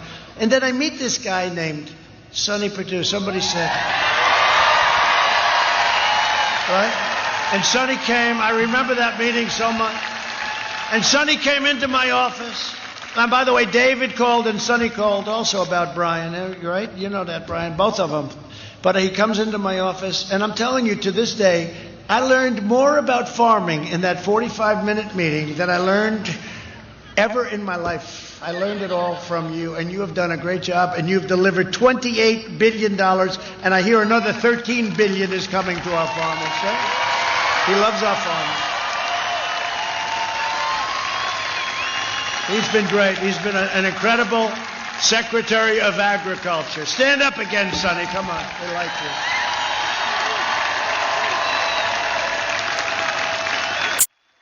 By the way, I guess he was also your governor for 8 years, right? I don't even count that. I don't care about that. But he was a very popular governor, Brian. You know that. He was very popular. He did a great job. But he was your governor for 8 years. But he has been a fantastic Secretary of Agriculture. Thank you, Sonny. I'm glad I could say it in front of your home friends, okay? And State Representative Vernon Jones. How about Vernon? How about Vernon? Where's Vernon? Man, what a guy. Look at this. I saw him on television a few months ago, and he's talking about Trump is the greatest, he's the strongest, what he's done for our military, what he's done and I say, this is a great guy. I wonder where he is. Obviously, I said he's a Republican, and they put the thing on the bottom. It says Vernon Jones, Democrat, from wherever the hell he comes from. I said, there must be a typo. He's better than any Republican. I can't believe it. And then I checked him out, and he's a Democrat who likes Trump, and we love him. Vernon, thank you. And he's a popular guy. Amazing. Amazing. Spoke at our convention. And somebody who's doing a fantastic job, Insurance Commissioner John King. John, thank you. Great job, John. Appreciate it. Public Service Commissioners, Bubba McDonald and Tricia Pridemore. Thank you very much, both. Thank you, Bubba. Thank you, Tricia. Thank you, Tricia. And somebody who better lead us to victory, I'll never speak to him again. We'll have a new state chairman of the Georgia GOP if we don't win, but we're going to win. David Schaefer. David, thank you. How are we doing, David? How are we good? Way up? I saw a poll, we're way up. Don't just pretend we're even. You know what they do in politics? David Perdue taught me this. Pretend you're 1 point down, okay, and then work your ass off, and then just sit home and watch. That's what happened 4 years ago. Was that the greatest evening ever? But this is going to be better. This is going to be better. And this is in its own way even more important. Candidates for Congress, Andrew Clyde. Andrew, thank you, Andrew. That's great. Good luck. I heard you're doing really well. And somebody that I just think is fantastic. This one, I never, ever want to have her as my enemy. Marjorie Taylor Greene. Where is she? She is so unbelievable. You are so unbelievable. Thank you. And I looked at some poll numbers. You're really up. But just pretend you're 1 point down, please, okay? But you're doing great. They love you. Thank you very much. Congratulations. Great job. And finally, Angela Stanton King. Angela, great. It's going to be another great victory.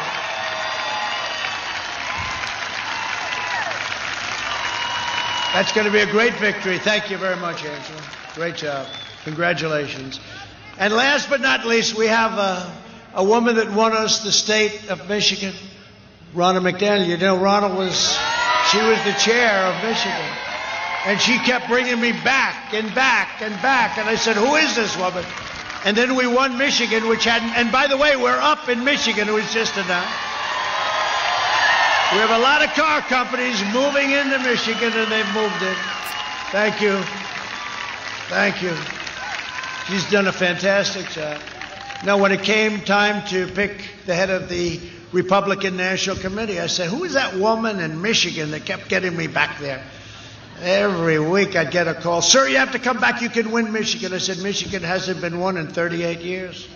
She said, I'm telling you, you're going to win. All right, so I went back and back. And each time I'd say, look, that's it, okay? That's it. You know, it's like a big deal. She said, no, that's okay, sir, that's it. The next day I'd get a call, you have to come back once more. And it was actually my last stop. It was at 1 o'clock in the morning, now actually Election Day. We had 32,000 people show up at 1 in the morning in Grand Rapids, right? Grand Rapids, Michigan. And we ended up winning the state of Michigan, first time in, decades, many decades. And now we're doing well. The poll just came out, we're up in Michigan. You know why? Because they had no car companies, they had no plants, they had no nothing for 44 years. And they're building plants all over the state of Michigan because of me. And they're coming in from Japan, and they're coming in from Germany. They're building plants all over and expanding plants. So I think Michigan likes us. We've done the job. Thank you very much. Congratulations. Thank you. Done a great job.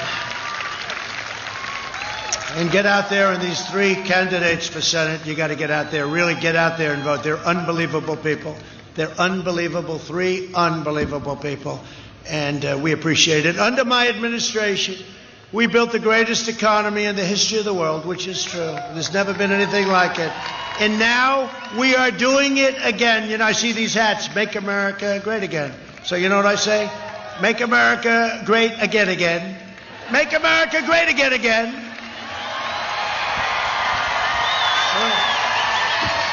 Sure. We had it done, and then the plague came in from China. We're not forgetting that. You watch. We're tariffing the hell out of them. We're getting so much done. We gave it Our farmers were targeted. We gave it to our farmers, Sonny, so that's fine. In my first 3 years, family income increased by $6,000. Think of that, $6,000 a family. More than 5 times the gains in all 8 years under the Obama-Biden administration. Remember this, and I said it today, I never even thought of it. If they were good, I wouldn't be your president. I wouldn't have run. If they were good, I wouldn't have even run. But they were horrible, so I won. If they were good and I did run, I wouldn't have won because they would have done a good job and I wouldn't have won. They were horrible. They had Ferguson. They had all of the problems in different places. Oakland, they had tremendous. Baltimore, they had tremendous. They had nothing but problems. It was a disaster. And anyway, and the trade deals were the worst. And the Iran deal with $150 billion, we got nothing. And $1.8 billion in cash. African American income grew 9 times more, 9 times, than it did under Biden and Obama. You know, they called up David today. They said, "Sir, we have bad news." What's the bad news? Obama's going to start campaigning for Sleepy Joe. I said, "Is that good or bad?" "Why is it bad?" "Because he campaigned harder for Hillary than she did." You know? He was very ineffective as a campaigner to me. I thought he was very ineffective. So I think that's good news. But if you remember, you just remember this. He was a vice president for 8 years to Obama, and Obama refused to endorse him. He wouldn't endorse. You know why? Because he knows he's mentally shot. He's shot. And Obama, look, I mean, he's a patriot. And he says, you can't have a guy like this. And then he ended up lucking out because Warren wouldn't get out of the race, and so they were splitting up the vote. And what did he do? He wouldn't do it. It took him forever to make the endorsement, David, right? It took him forever. And finally, because he couldn't believe it. He couldn't believe this guy won. But they said he's going to be campaigning for him. Just remember what I said. He never thought it was possible that he won. And then even after he won, he couldn't do it, but he finally got it done. To bring opportunity, security, fairness, and prosperity to black communities, I recently announced the Platinum Plan, which is a big deal. We will create 3 million new jobs for black Americans, increase access to capital, restore safety to every neighborhood, and we will deliver school choice, which is the most important thing. We're doing that. That's all done. And remember this, and I say this, and some people think it's like a lot, but it's true. They don't challenge me. With the exception of Abraham Lincoln, nobody has done more for the black community than Donald Trump. And it's true. It's true. I got criminal justice reform. That was me. That was not anybody else but me. They came to see me. I got criminal justice reform done, prison reform, opportunity zones done with Tim Scott from South Carolina, great senator, great man, great person. He's a great, great person. And I got all of this stuff done, opportunity zones, and we did historically black colleges and universities. Every year, they would come up, the heads of these colleges and universities, black colleges and universities, really good people. And after the 3rd year, I said, "How come you keep coming?" Because they didn't have any deal. So every year they had to come. I said, "What do you feel like?" He said, one man, great guy, he said, "I feel like a beggar." Because every year we'd come up and beg for money. I got them 10-year absolute funding. Historically black colleges. Obama wouldn't do it. Biden wouldn't do it. Nobody did it. I did it. Just remember, criminal justice reform. That's the biggest thing. Biden has vowed to ban school choice in charter schools, devastating the black community. We've spent the last 4 years reversing the damage that Joe Biden inflicted over the last 47 years with his stupidity. He backed NAFTA. He backed TPP, which would have been a disaster if I didn't stop it. And China's entry into the World Trade Organization, one of the worst things that's ever happened to our country. For decades, our politicians spent trillions of dollars rebuilding foreign nations, fighting foreign wars, countries that you've never even heard of. and defending foreign borders, but we didn't defend our own borders. But now we're finally protecting our nation, rebuilding our cities, and we are bringing our jobs, our factories, and our troops back home to the USA. About time. About time.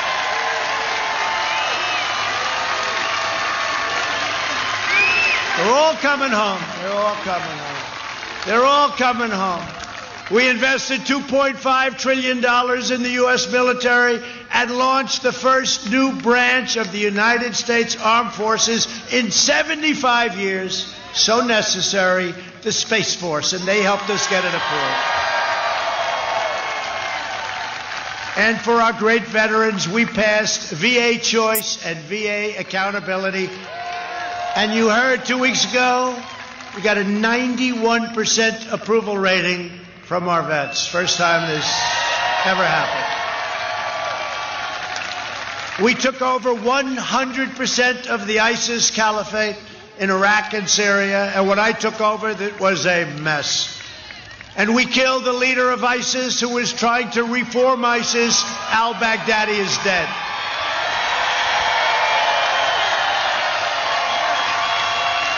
We took out the world's #1 terrorist and the mass murder of American troops and troops all over the world and many, many people.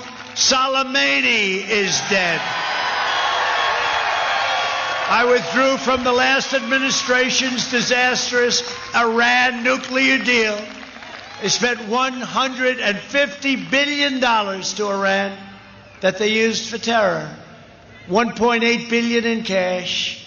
I terminated. By the way, my first phone call, if we win, will be from the head of Iran saying, let's make a deal. Their economy is in tatters right now. They went down 27% GDP. I've never even heard of such a thing. But you know what? We don't want that. We want them to do fine, but they can never have a nuclear weapon.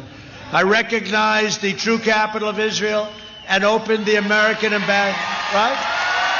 And opened the American embassy in Jerusalem. And it's all built. It's all built. It's all built. It's all built. We got it. Not only did we get it approved, I got the building built. I said, find the building on the site that we own. And they came to me. You know that story? They were going to spend $2 billion to build an embassy. I said, that sounds like a lot. And I called our great ambassador. I said, David, do we have any land in Jerusalem? He said, yeah, we have a great site. I said, take a look at it. Call me. Calls me. He said, there's a building on the site. We can renovate it. Now, we're going to spend anywhere from $1 billion to $2 billion, right? I said, well, let's do this. Can we do something? Yes, sir. He calls me back a week later. He said, sir, we can renovate the building fully for $350,000 that we have already. Thank you. It's the first time in my life, in my business career, I ever did this. I said, David, it's too cheap. It doesn't sound good. Normally, I'd say, let's make it $250,000. I said, David, make it like $500,000 and use Jerusalem stone. I have a friend, Ron Barron, smart guy. He's so proud. He's got Jerusalem stone in his lobby of his office building. And I said, can you get Jerusalem stone? He said, yeah, we're in Jerusalem. I said, that's good. The whole place is Jerusalem stone, and it was cheap as hell, I'll tell you. So we built this building for under $500,000, and it's been open for a long time. And every president for many, many decades has said they were going to do it, and not one of them got it done. And I got it done and got the building built. I also recognize Israeli sovereignty over the Golan Heights. 52 years they were working on that. They were working on it for 52 years. I got it done in about 2.5 hours. And instead of endless war, we are forging peace in the Middle East without blood all over the sand, right? You see what's going on? UAE, Bahrain, and we have countries lined up to sign. The fact is, I did more in 47 months than sleepy Joe Biden did in 47 years. And now the Democrats are pushing the most far-left agenda ever put forward by a presidential nominee. The Biden plan would destroy Social Security and destroy protections for pre-existing conditions. People with pre-existing conditions, they're never going to get it. Their plan and this Green New Deal will destroy our country. It's crazy. You know, when I first heard it, I thought they were joking, actually. I thought, oh, not even cows do they want. They don't want cows. I think they gave up on that one, but they didn't really give up. They will never give up. Biden's running mate sponsored a bill to outlaw private health insurance. 180 million people that love their private plans, right? They love their private plans. Those plans are going to be gone. Biden vowed to terminate our travel bans on jihadist regions and surge refugee admissions 700%, opening the floodgates to radical Islamic terrorism. Your state and your country will be overrun and overwhelmed. We'll have no money, and we will indeed be another Venezuela, very large-scale version. A vote for Republicans is a vote for safe communities, great jobs, and a limitless future for all Americans. It's a vote for the American dream. It's the American dream, and we're going to have it bigger and better than we ever had it before. And in conclusion, over the next 4 years, we will make America into the manufacturing superpower of the world, and we will end our reliance on China once and for all. It's already taking place. We will hire more police, increase penalties for assaults on law enforcement, and we will ban deadly sanctuary cities. We will uphold religious liberty, free speech, and the right to keep and bear arms. Second Amendment. We will strike down terrorists who threaten our citizens, and we will keep America out of these absolutely ridiculous, endless foreign wars. Our troops are coming home. We will maintain America's unrivaled military might, and we will ensure peace through strength. And I want to tell you, we have the greatest weapons, much of it built, ever in the history of any country in the world. We are the envy of China and Russia and North Korea and everybody. And when I came here, one of our most overrated generals in the world told me, one of the most overrated generals, he said, "Sir, we have no ammunition." And I said, no president should ever, ever hear that. And now we have ammunition like you wouldn't believe, but we have rockets, and we have missiles, and we have tanks, and we have F-35s and all sorts of aircraft, tankers and bombers, and you only hope to God we never have to use it, that's all. But we are the envy of the world. We have rebuilt our military, $2.5 trillion, and we have never had anything like it. So just hope we never have to use it. We will end surprise medical billing, require price transparency, and further reduce the cost of prescription drugs. They'll be coming down 80%, 90%, 70%. We will strongly protect Medicare and Social Security, and we will always protect patients with pre-existing conditions. So important. America will land the first woman on the moon, and the United States will be the first nation to land an astronaut on Mars, and that's moving along rapidly. And we will stop the radical indoctrination of our students and restore patriotic education to our schools.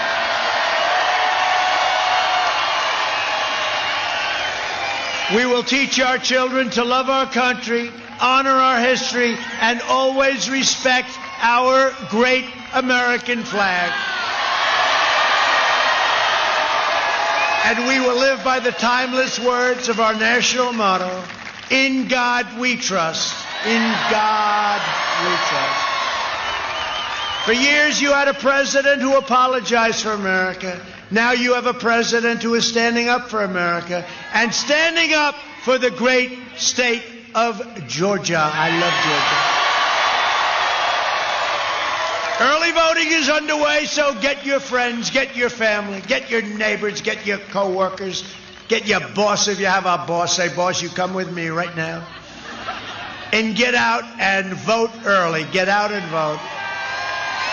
A giant red wave is coming from Atlanta to Augusta, from Savannah to Columbus, and from Marietta to right here in Macon, Georgia. I love Macon. Macon, Georgia. We inherit the legacy of Georgia patriots who gave their blood, sweat, and tears for this beloved nation. We stand on the shoulders of American heroes who crossed the oceans, blazed the trails, settled the continent, tamed the wilderness, dug out the Panama Canal, laid down the railroads, raised up the giant skyscrapers, won 2 world wars, defeated fascism and communism, and made America the single greatest nation in the history of the world. And we are making it greater every single day. Proud citizens like you help build this country, and together we are taking back our country. We are returning power to you, the American people.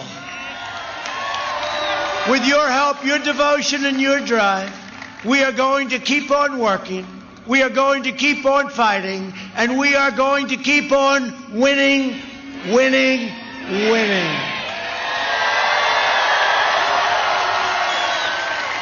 We are one movement, one people, one family, and one glorious nation under God. And together with the incredible people of Georgia, we have made America wealthy again. We have made America strong again. We have made America proud again. We will make America safe again. And we will make America great again. Thank you, Georgia. Thank you very much.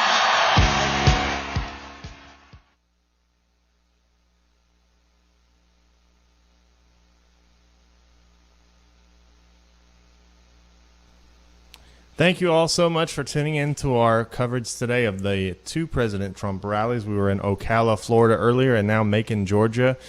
Long days and nights here at Right Side. I've been in the studio all day long, and now I have to book travel because a couple more rallies were just announced. We'll be in Erie, Pennsylvania next Tuesday, October 20th, and in Gastonia, North Carolina on Wednesday. Things are really heating up. Don't miss tomorrow. We'll be live from Muskegon, Michigan, and also Janesville, Wisconsin. I have 2 crews standing by, ready to go up there. And on Sunday, we're headed to Carson City, Nevada. Monday, we'll be in Arizona before going to the 2 dates that I just mentioned. This is it's going to be a crazy finish, and the president is so high energy. He's leaving nothing to chance. He's going to get out there and do whatever he has to do to bring the W home for the United States of America, because if we lose this election, America loses. This is the most important election of our lifetime. So get out and do something. Whatever you can do, knock on doors, make phone calls. There's lots of ways you can help. You can go to donaldjtrump.com to find out some ways that you can help out. We need you. We need everybody on board. This is so crucial, and we are fighting like hell here at Right Side. It is tough to keep up with the president. Believe me, it's tough. We have been doing this now for 4 years. In 2016, I was a little bit younger. I am not as energetic anymore, apparently. I'm very tired. But I'm going to pursue. We're going to continue on, and we're going to make it. We have our 2 correspondents, Liz Willis and Adrian Ferguson, there live in Macon, and they'll be saying a few words in just a second. But I wanted to say again, thank you. Thank you to the moderators. Thank you for everybody tonight. If you are interested in helping us get to these events, you can contribute to our 2020 travel fund at rsbnetwork.com/donate. We appreciate you more than you know. We hope that you'll tune in tomorrow and Sunday and every single day between now and November 3rd. And we're gonna do our best. So thanks again. Have a great night. See you back tomorrow, live from Muskegon, Michigan, and Janesville, Wisconsin.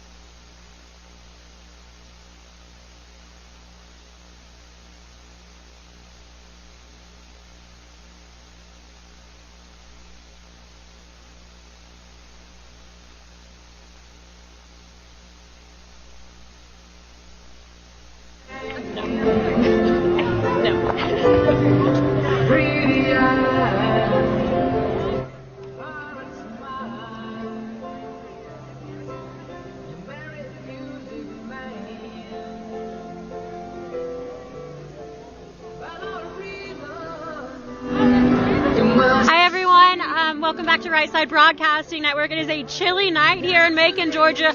President Trump just wrapped up his speech, going about an hour and a half long, and this is actually his second campaign stop of the day. So this man has some energy. He actually referenced him. I think we all could use some of that because he looks to be doing phenomenal.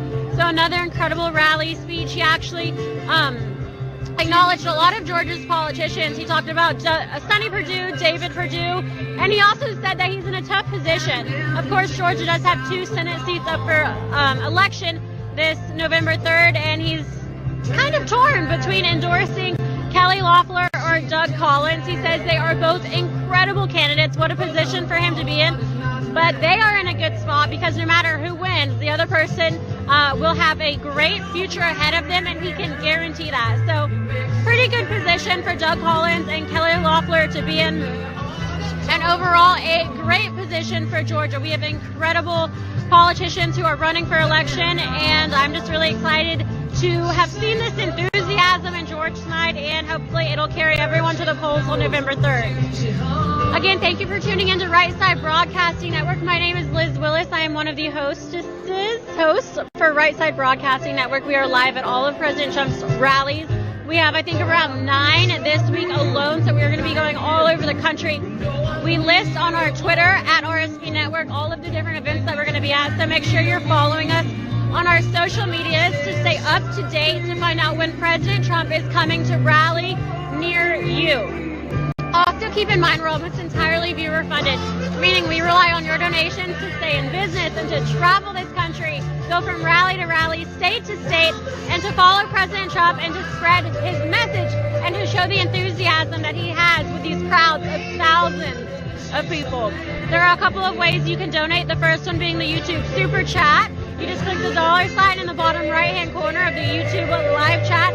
Every single penny counts. The second way you can donate is by our website. Check out our website. That's www.rsbnetwork.com/donate.